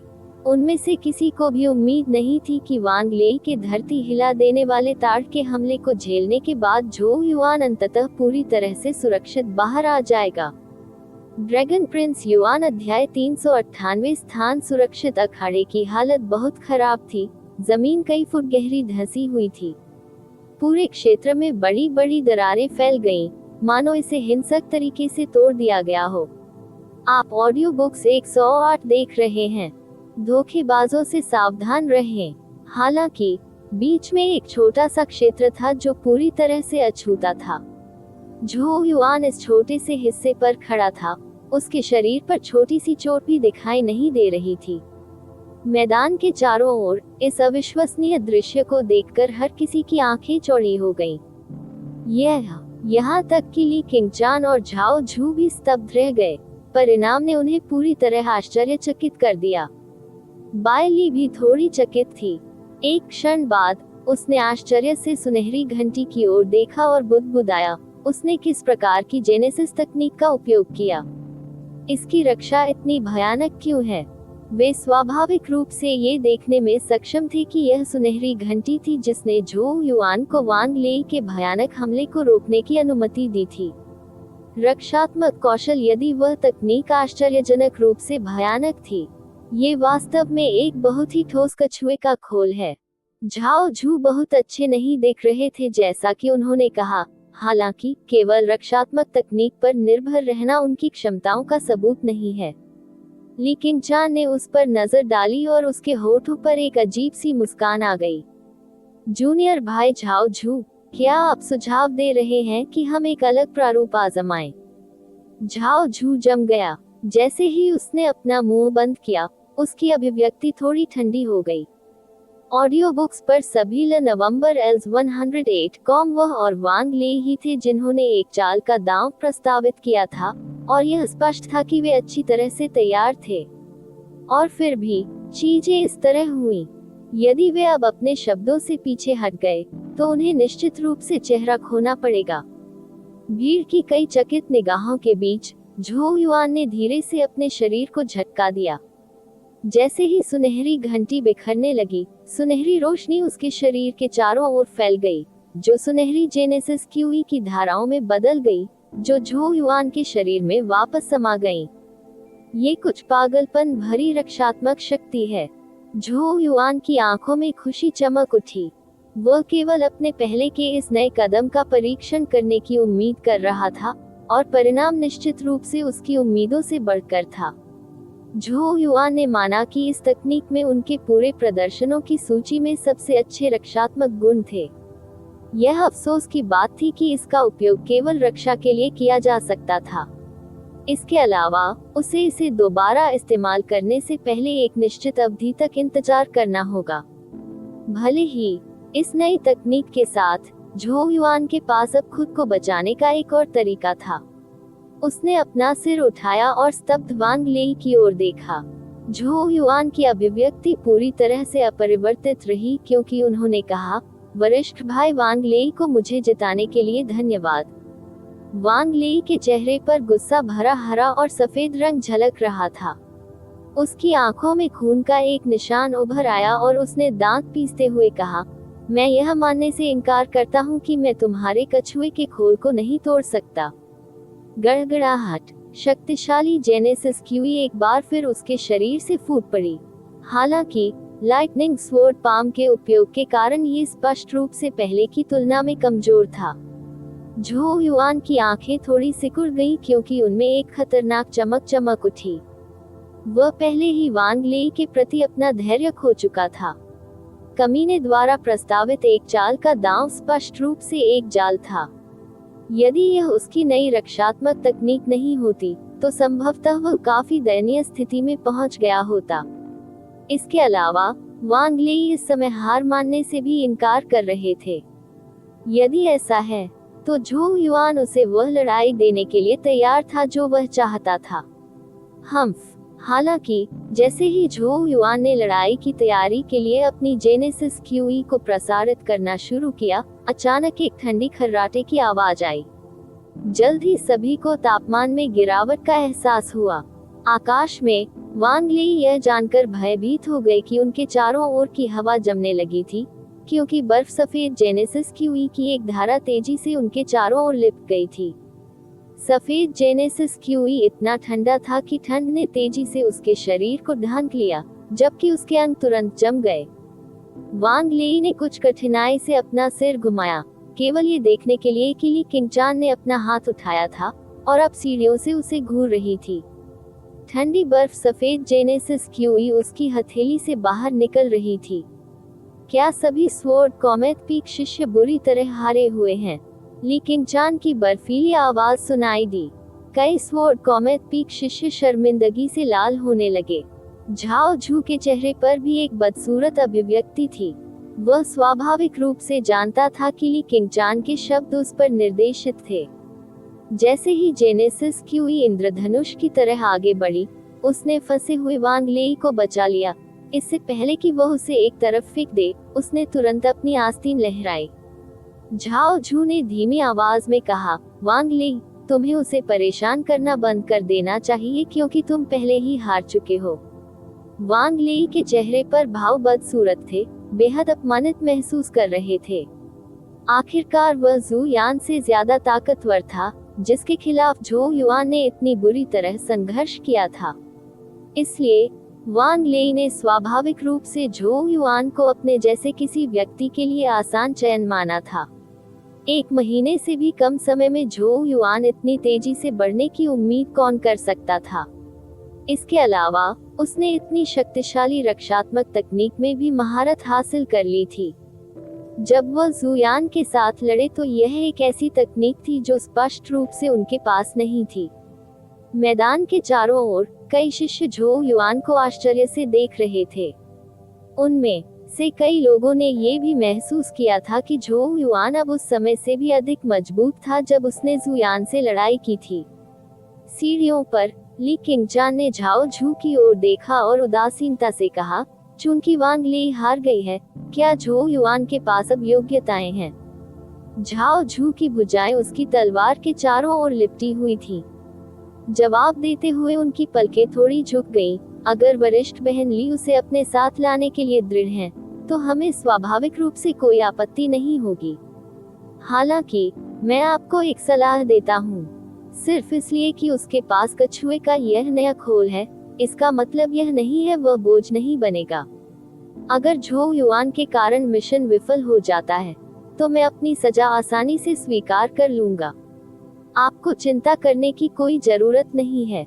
ली किंगचान का स्वर शुद्ध बर्फ जैसा था। बोलने के बाद उसने एक कदम आगे बढ़ाया और उसकी नजर भीड़ पर पड़ी। इससे पहले कि उसकी ठंडी आवाज पूरे मैदान में गूंजती, हमारी नवीनतम चर्चा के बाद हम इस बात पर सहमत हुए हैं कि झोउ युआन स्वर्ग कार्य के लिए अंतिम सदस्य होगा। कोई भी करे, आप में से किसी को कोई आपत्ति है? यहाँ एकत्र हुए लोग अधिकतर विभिन्न चोटियों से आए बैंगनी सैश शिष्य थे। इसके अलावा वे झोउ युआन के विवादास्पद स्थान के कारण यहाँ थे। हालांकि झोउ युआन ने वांग लेई के साथ द्वंद्व में अपनी कुछ ताकत पहले ही प्रकट कर दी थी। कम से कम यहाँ के अधिकांश शिष्यों को उसकी कछुआ शैल रक्षा को तोड़ने में कोई भरोसा नहीं था। इससे उन्हें समझ आ गया कि झोउ युआन उस समय की तुलना में कहीं अधिक मजबूत था जब उसने जुयान से लड़ाई की थी।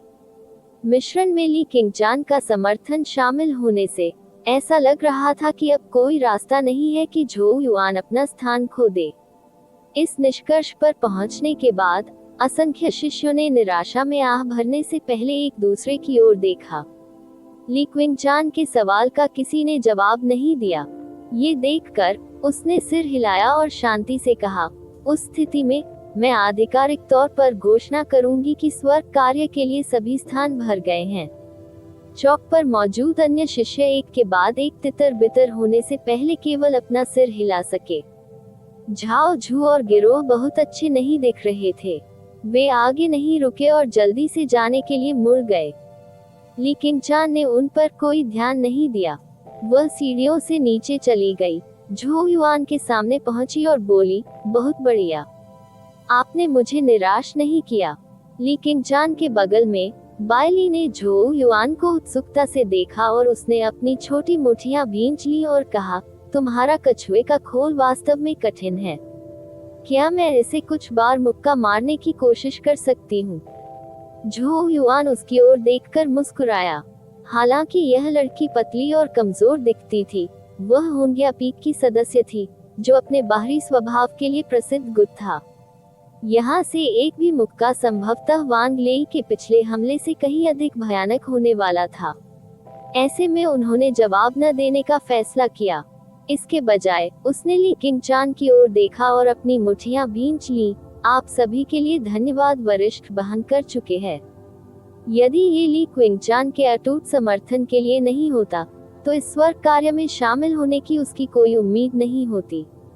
आखिरकार झाओ झू वास्तव में उसे पाने के लिए तैयार था। ली किंगचान ने उसकी ओर देखा और कहा, हम कल ब्लैक फ्लेम प्रांत के लिए प्रस्थान करेंगे। आपको अपनी तैयारी करनी चाहिए। इसके अलावा इसे सिर्फ इसलिए अपने सिर पर हावी न होने दें क्योंकि आपने एक शक्तिशाली रक्षात्मक जेनेसिस तकनीक में महारत हासिल कर ली है। हालांकि मुझे इस मिशन में आपसे बहुत अधिक उम्मीद नहीं है, लेकिन मुझे उम्मीद है कि आप टीम के लिए बोझ नहीं बनेंगे। बोलने के बाद वह अपने काले बालों को झटकते हुए मुड़ी और चली गई और झू युआन को उसके आकर्षक फिगर को घूरता हुआ छोड़ दिया। झू युआन ने कंधे उचकाते हुए सुंदर दृश्य की प्रशंसा की। ये वरिष्ठ बहन वास्तव में बर्फ के पहाड़ की तरह है। वह जल्द ही मुस्कुराया। उसकी आंखों में उत्साह और उत्सुकता की झलक दिखाई दी। एक स्वर्गीय कार्य, मैं इसके लिए उत्सुक हूँ। ड्रैगन प्रिंस युआन अध्याय 399 बंद हो रहा है। अगले दिन एक निश्चित गुफा आवास के बाहर झू युआन पूरी तरह तैयार था और जाने के लिए तैयार था। याओ याओ ने टुनटुन को अपनी बाहों में ले लिया और उसकी ओर देखते हुए कहा, मैं शुरू में चाहती थी कि टुनटुन तुम्हारे साथ जाए। हालांकि इसने ड्रैगन के आक्रोश के जहर को दबाने में आपकी मदद करने के लिए बहुत सारा सार रक्त को दिया है और वर्तमान में अभी भी स्वस्थ हो रहा है। आप ऑडियो बुक्स 108 देख रहे हैं। धोखेबाजों से सावधान रहें, इसलिए आप इस यात्रा के लिए अकेले हैं। टुनटुन ने याओ याओ की बाहों से फुसफुसाया। जब वे झू युआन के पास पहुंचे तो उसकी उज्जवल और मनमोहक आंखों में नाराजगी का एक संकेत अभी भी मौजूद था। ड्रैगन की नाराजगी के जहर को दबाने में झू युआन की मदद करना वास्तव में उस पर काफी भारी पड़ा था।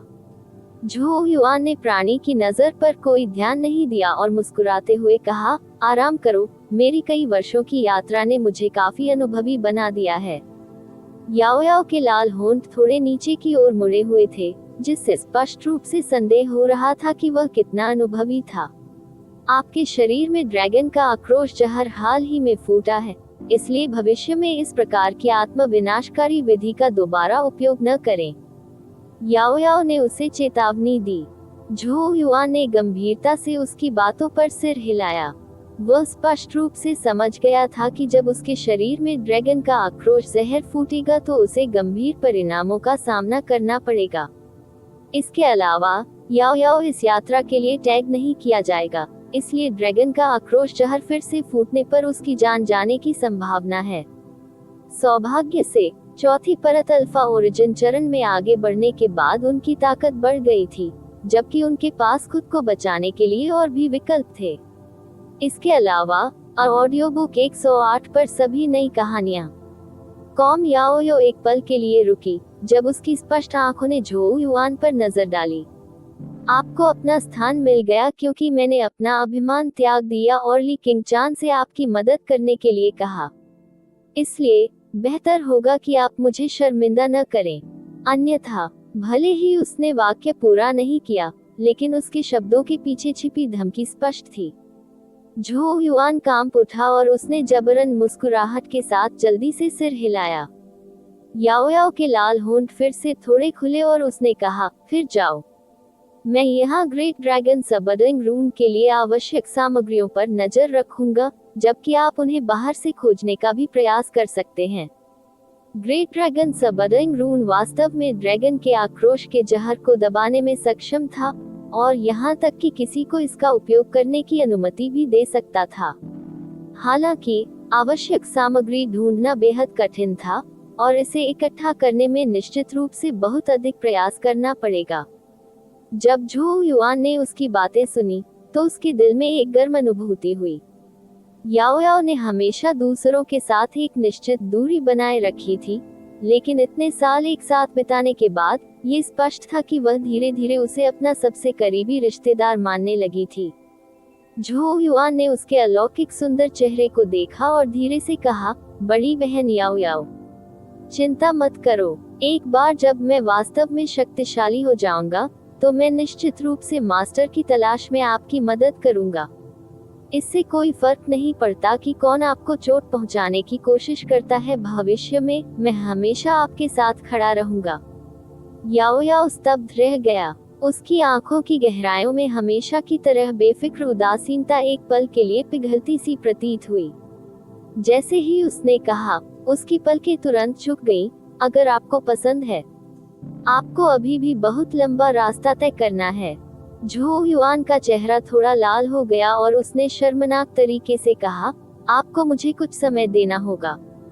याओ याओ के लाल होठों के कोने थोड़े ऊपर उठे। उसने अपने सामने उस दुबले पतले युवक की ओर देखा और कहा, तुम्हें अभी भी परेशानी भरे महान वू साम्राज्य से निपटना है बहुत। झो युआन को याओ याओ के चिढ़ाने पर थोड़ी नाराजगी महसूस हुई और उसने मोर्चा खोलने की कोशिश करते हुए कहा, बस रुको और देखो। वह जाने के लिए मुड़ा। जैसे ही गोल्डन जेनेसिस क्यूई उसके पैरों के नीचे से उठा, वह एक पल के लिए रुका, याओ याओ की ओर देखने के लिए अपना सिर घुमाया और गंभीरता से घोषणा की, हालांकि मैं निश्चित रूप से अपने वादों को पूरा करूंगा। बिना किसी देरी के गोल्डन जेनेसिस क्यूई ने उसे आकाश में उठा लिया। वर्षों पहले झो युआन अपने कबीले की पैतृक भूमि पर कैंग युआन और याओ याओ से मिले थे, जहां कैंग युआन ने उन्हें याओ याओ की देखभाल करने का काम सौंपा था। हालांकि उनसे बेहतर कोई नहीं जानता था कि पिछले कुछ सालों से किसका ख्याल रखा जा रहा था। यदि याओ याओ उसके साथ नहीं होता, तो झो युआन को नहीं पता होता कि क्या वह आज उन्हीं ऊंचाइयों तक पहुंच पाता या नहीं। इसलिए वह मन ही मन उसके प्रति अत्यंत कृतज्ञ महसूस करता था। वह उस पर बहुत अधिक कर्जदार था, लेकिन उसके वर्तमान स्व में उसे चुकाने की क्षमता नहीं थी। बहरहाल उनका दृढ़ विश्वास था कि भविष्य में एक बार जब उनके पास पर्याप्त शक्ति आ जाएगी, तो वह बिना सोचे समझे उसके सामने खड़े हो जाएंगे, चाहे उसके दुश्मन कितने भी शक्तिशाली क्यों न हो। याओ याओ टुनटुन को अपनी बाहों में लेकर गुफा के प्रवेश द्वार पर खड़ी थी। उसके बाल सुबह के सूरज की चमक के तहत हवा के साथ नाच रहे थे। उसकी छरहरी काया में बिल्कुल सही आकृतियां थीं, बिल्कुल गढ़ी हुई देवी की तरह।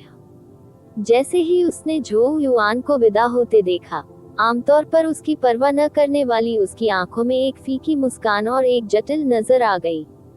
उन्होंने उनकी यात्रा के हर कदम को व्यक्तिगत रूप से देखा था।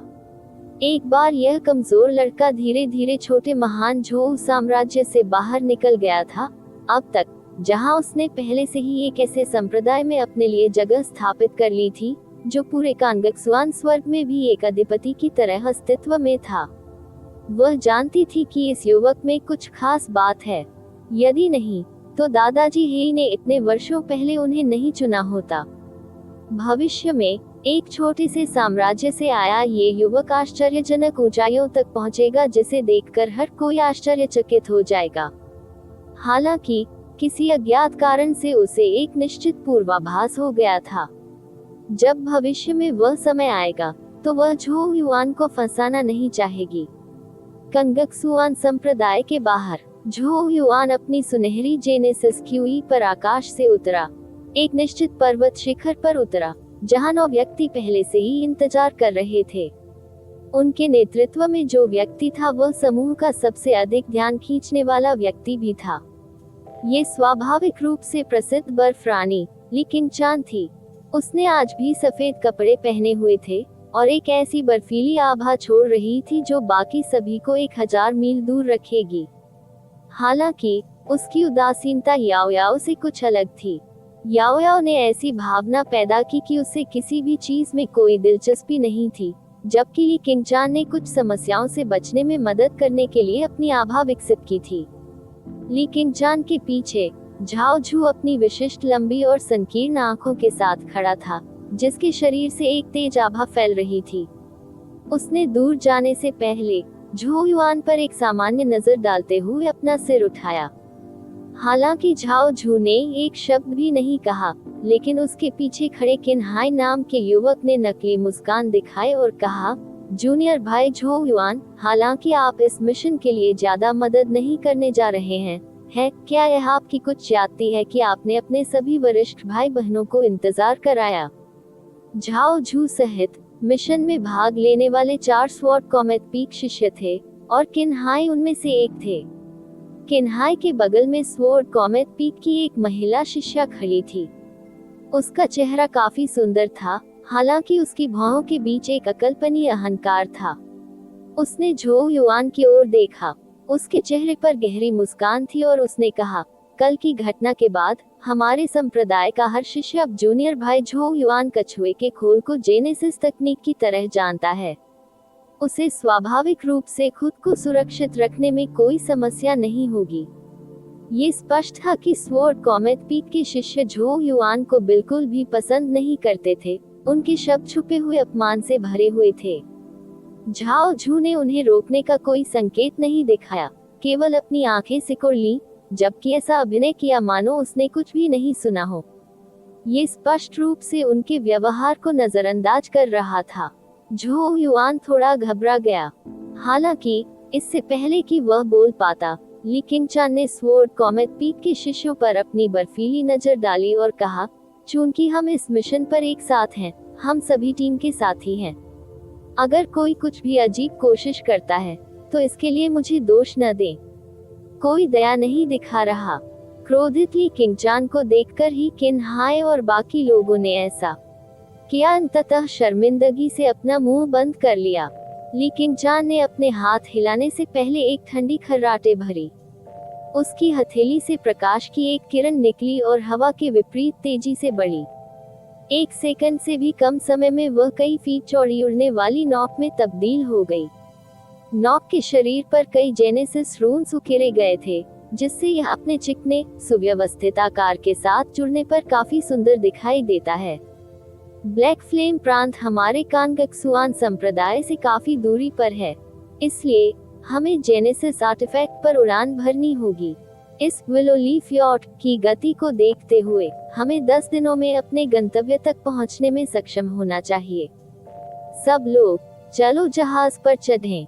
जैसे ही उसकी आवाज निकली, बाइली और बाकी लोग तेजी से हवा में उड़ गए और उस विशाल उड़ने वाली नौक पर उतर गए। झू युआन पर एक आलसी नजर भेजने के बाद झाओ झू ने भी अन्य लोगों का नेतृत्व किया।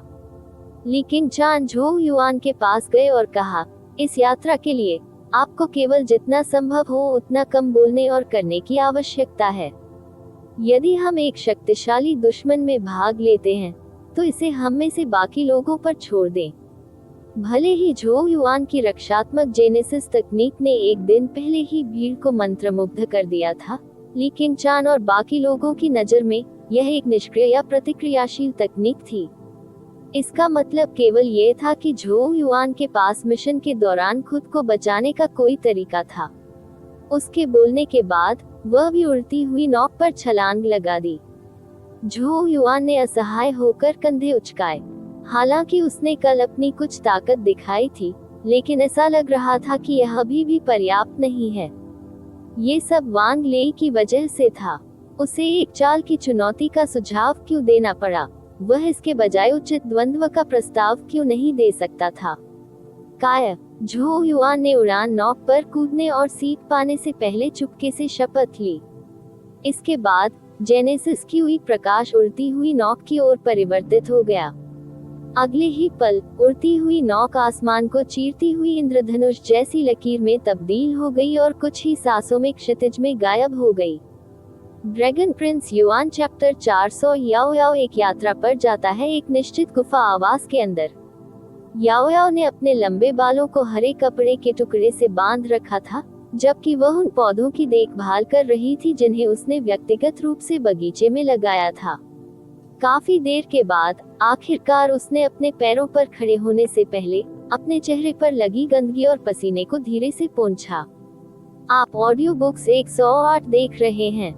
धोखेबाजों से सावधान रहें। उधर टुनटुन बगीचे के बाहर पेट के बल लेटी हुई थी। झो युआन के जाने के बाद गुफा आवास असाधारण रूप से उजाड़ और खाली दिखाई दिया। जब याओ याओ ने खाली गुफा को देखा तो उसे लगा जैसे कुछ गायब है। झो युआन को अभी भी ब्लैक फ्लेम प्रांत की ओर जाना चाहिए, है ना? वह एक क्षण के लिए मौन हो गई, जिसके बाद वह बगीचे से बाहर चली गई, टुनटुन को उठाया और मिशन हॉल की ओर जाने के लिए गुफा से बाहर निकल गई। झो युआन के चले जाने के बाद से पिछले कुछ दिनों में याओ याओ कभी कभी मिशन हॉल का दौरा करता था। ऐसा इसलिए था क्योंकि वह विभिन्न मिशन उद्देश्यों के माध्यम से दुर्लभ जेनेसिस संसाधनों के बारे में जानकारी पा सकती थी और उम्मीद कर रही थी कि उसे झो युआन को ग्रेट ड्रैगन सबडरिंग रून बनाने में मदद करने के लिए आवश्यक वस्तुएं मिलेंगी। पहाड़ की चोटी पर बने बड़े हॉल में काफी हलचल थी। जब याओ याओ अंदर आई तो उसने तुरंत महसूस किया कि कई चकित और अचंभित निगाहें बिना किसी के ध्यान में आए उस पर एक नजर डालने की कोशिश कर रही थी। याओ याओ कैंगक्सुआन संप्रदाय में पहले से ही बेहद प्रसिद्ध था। उनके लुक और काबिलियत दोनों ने ही उन्हें काफी मशहूर बना दिया था। वास्तव में वह आधे साल से भी कम समय में लोकप्रियता में नंबर 1 सुंदरीली किंगचान के करीब पहुंच गई थी। हालांकि याओ याओ ने नजरों को नजरअंदाज कर दिया। वे उसके लिए इतने कम मायने रखते थे कि उसकी आंखों में सबसे छोटी लहर भी दिखाई नहीं दी जब वह तेजी से बड़े हॉल के केंद्र की ओर चली, जहां एक विशाल जेनेसिस क्यूई दर्पण खड़ा था। समय समय पर दर्पण में विभिन्न रंगों के स्क्रॉल दिखाई देंगे। वे नए जारी किए गए कार्य और मिशन थे। कांगक्सुआन संप्रदाय में कार्यों को 3 स्तरों स्वर्ग, पृथ्वी और मानव में विभाजित किया गया था। एक स्वर्ग कार्य को सोने से चिन्हित किया गया था और ये तीनों में से सबसे दुर्लभ था। एक पृथ्वी कार्य चांदी था, जबकि एक मानव कार्य हरा था। दर्पण में अधिकांश कार्य हरे रंग के थे। केवल 1 या 2 चांदी के स्क्रॉल कभी कभी दिखाई देते थे। हर बार ऐसा होने पर काफी हंगामा मच जाता था क्योंकि कई शिष्य पृथ्वी कार्यों को लेकर लड़ते थे। याओ याओ ने नहीं किया इनमें से कोई भी कार्य स्वीकार करें। इसके बजाय उसने स्क्रॉल पर दी गई जानकारी का अवलोकन किया, जिसमें मुख्य रूप से मिशन और पुरस्कारों की सरल व्याख्या शामिल थी। अंततः अपना सिर हिलाने से पहले उसने काफी देर तक उनका अध्ययन किया। ऐसा लगता है कि आज फिर कुछ काम का नहीं मिला। ऐसे में वह जाने के लिए मुड़ी। बूम! हालांकि जैसे ही उसने अपना शरीर घुमाया, हॉल में अचानक एक जोरदार विस्फोट सुनाई दिया। फुसफुसाहट तेजी से फैलते ही उपस्थित असंख्य शिष्य ज्वलंत इच्छा से विशाल दर्पण को देखने लगे। याओ याओ भी इसी तरह अचंभित रह गया। उसने अपना चेहरा उठाया और जेनेसिस क्यूई दर्पण की ओर देखा। उसे तुरंत एहसास हुआ कि एक सुनहरा स्क्रॉल दिखाई दिया है, एक स्वर्गीय कार्य। याओ याओ चौंक गया। उसने कभी नहीं सोचा था कि झो युआन और उसकी टीम के जाने के बाद एक और स्वर्ग कार्य इतनी जल्दी सामने आ जाएगा। याओ याओ ने करीब से देखने का फैसला किया। संप्रदाय के लिए नवीनतम अपडेट। शेंगझो महाद्वीप के पश्चिमी क्षेत्र के एक अज्ञात क्षेत्र में प्राचीन खंडहरों की खोज की गई थी। वर्तमान में ये छोटा है और मैं बैकअप के लिए संप्रदाय से विशेष अनुरोध कर रहा हूँ। 2 स्थान चुने गए स्तर पर होने चाहिए। ध्यान दें, खंडहरों में एक ड्रैगन प्रकार के जेनेसिस जानवर का कंकाल एक अजीब पौधे द्वारा दबा हुआ पाया गया। वाह, विश्वास नहीं हो रहा कि एक और स्वर्ग कार्य सामने आया है। कितने अफसोस की बात है, इस मिशन को लेने के लिए आपको चुने हुए स्तर पर होना होगा। ऐसा लगता है कि यह एक आसान काम नहीं होगा। यदि यह आसान होता तो इसे स्वर्गीय कार्य नहीं कहा जाता। याओ याओ ने उसके कानों में आने वाली असंख्य आवाजों को नजरअंदाज कर दिया। इसके बजाय वो अंतिम वाक्य को देखती रही। ऑडियो बुक्स पर लेटेस्ट उपन्यास 108 कॉम ड्रैगन प्रकार के जेनेसिस जानवर का कंकाल होने का संदेह है। एक अजीब पौधे द्वारा दबाया जा रहा है। याओ याओ ने मन ही मन बुदबुदाया। उसकी आंखें जल्द ही हल्की सी चमक उठी। क्या ये ड्रैगन दबाने वाली लकड़ी हो सकती है? ये dragon suppressing wood great dragon suppressing rune को खींचने के लिए आवश्यक वस्तुओं में से एक थी। याओ याओ तेजी से आगे बढ़ा। जेनेसिस की हुई दर्पण के नीचे पहुंचा जहां एक प्रशासक तैनात था। उसने सीधे उत्तरार्ध की ओर देखा और स्वर्ग कार्य की ओर इशारा किया। केवल चुने हुए स्तर के शिष्य ही मिशन ले सकते हैं। उस प्रशासक ने उसकी ओर देखा और सिर हिलाया।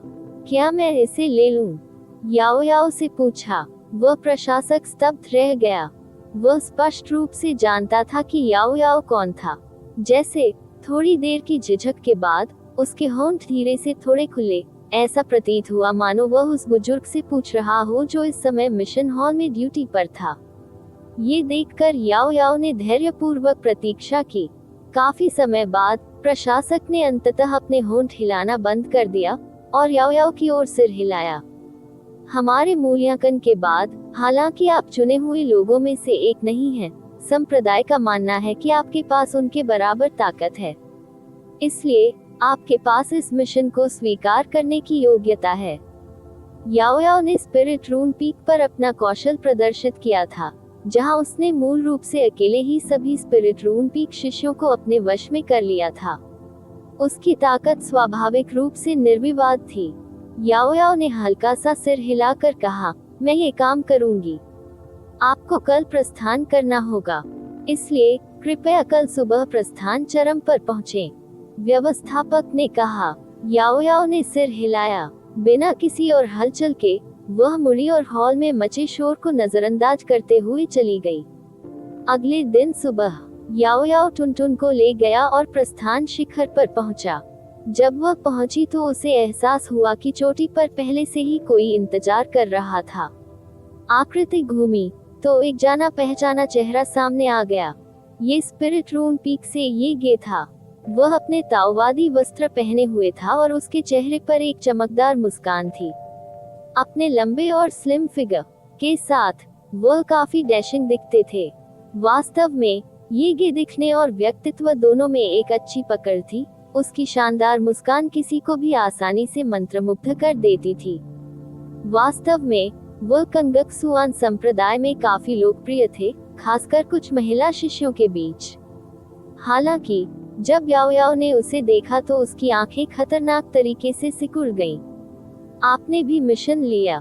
याओ याओ ने थोड़े प्रतिकूल स्वर में पूछा। जब ये गे ने याओ याओ की आवाज में शत्रुता सुनी तो उसने तुरंत समझाया, जूनियर बहन याओ याओ, अधिकांश चुने हुए लोग या तो मिशन पर हैं या एकांत खेती में हैं। संख्या बढ़ाने के लिए मुझे इसमें शामिल होने के लिए मजबूर किया गया था। सच तो ये था कि वह हाल ही में एकांत साधना में भी गया था। हालांकि जब उन्हें अचानक खबर मिली कि याओ याओ लेने जा रहा है कल एक स्वर्ग कार्य में भाग लेने के बाद, उन्होंने अचानक अपना प्रशिक्षण सत्र समाप्त कर दिया। एक ऐसा कार्य जिसने संप्रदाय गुरु बाई मेई को बहुत क्रोधित कर दिया। याओ याओ अभिव्यक्तिहीन था। मुझ पर अपना समय बर्बाद मत करो। याओ याओ की आवाज ठंडी थी। उसके जैसा बुद्धिमान व्यक्ति स्वाभाविक रूप से जानता था कि ये जी क्या कर रहा था। ये जी ने बुरी तरह आह भरी। इसके तुरंत बाद वह पूछने से खुद को नहीं रोक सका, मुझे झो युआन से भी बदतर नहीं होना चाहिए, है ना? याओ याओ के खूबसूरत चेहरे पर अभी भी कोई भावना नहीं थी। आह तारान केन, पहले भी कई कनिष्ठ बहनें मुझ पर फिदा हो चुकी हैं, लेकिन मैंने उन सभी को नजरअंदाज करना चुना। मैंने कभी नहीं सोचा था कि एक दिन मुझे इसका खामियाजा भुगतना पड़ेगा। ये वास्तव में प्रतिशोध है। जब ये गे ने ये स्थिति देखी तो उसके तेजतर्रार चेहरे पर दयनीय अभिव्यक्ति और भी कड़वी हो गई, क्योंकि उसने आकाश की ओर देखा और गहरी आह भरी। याओ याओ कुछ देर तक चुप रही। फिर उसने कहा, यदि आप मिशन के दौरान मरना नहीं चाहते हैं तो मेरा सुझाव है कि आप कम बात करें। ये गे ने उस पर नाराजगी भरी नजर डाली। उन्होंने अब और मजाक न करने का फैसला किया। और गंभीर भाव से बोले, हालांकि मुझे डर है कि यह एक बहुत ही चुनौतीपूर्ण काम होने वाला है और आपको और मुझे दोनों को अतिरिक्त सावधान रहना होगा। चूंकि वे आखिरकार औपचारिक व्यवसाय पर चर्चा कर रहे थे, याओ याओ ने अपनी नजरें उठाईं और पूछा, ओह, ये जी आत्माएं इस दृश्य को देखकर तुरंत प्रसन्न हो गईं। उन्होंने रहस्य की दृष्टि से पूछा, क्या आप जानते हैं कि यह मिशन किसने जारी किया? कौन? याओ याओ का स्वर लापरवाही से भरा था। वह व्यक्ति आमतौर पर कभी भी कोई लाभ साझा नहीं करता है। इस बार अचानक संप्रदाय से मदद मांगने का मतलब स्पष्ट है कि वह कुछ समस्याओं में फंस गया है। हालांकि जो चीजें उसे समस्याग्रस्त लगती हैं वे निश्चित रूप से सामान्य नहीं हैं। ये गे ने हंसते हुए कहा। इससे पहले कि वह आगे बढ़ता, क्या छोटी बहन याओ याओ अनुमान लगा सकती है कि वह कौन है? याओ याओ एक पल के लिए चुप रही, इससे पहले कि उसके लाल होंठ थोड़े खुले और उसने दो शब्द बोले, चूक्विंग। उसने कभी उम्मीद नहीं की थी कि यह कार्य नंबर 1 द्वारा चुना जाएगा। ऐसा लगता है कि यह वास्तव में काफी चुनौतीपूर्ण होने वाला था। हालांकि dragon suppressing wood great dragon suppressing rune को खींचने के लिए आवश्यक प्रमुख वस्तुओं में से एक है, इसलिए उसे जाने की जरूरत थी, भले ही यह मुश्किल हो। इस तरह के और अपडेट के लिए कृपया हमारे चैनल ऑडियो बुक्स 108 को सब्सक्राइब करें और नोटिफिकेशन सक्षम करें। धन्यवाद।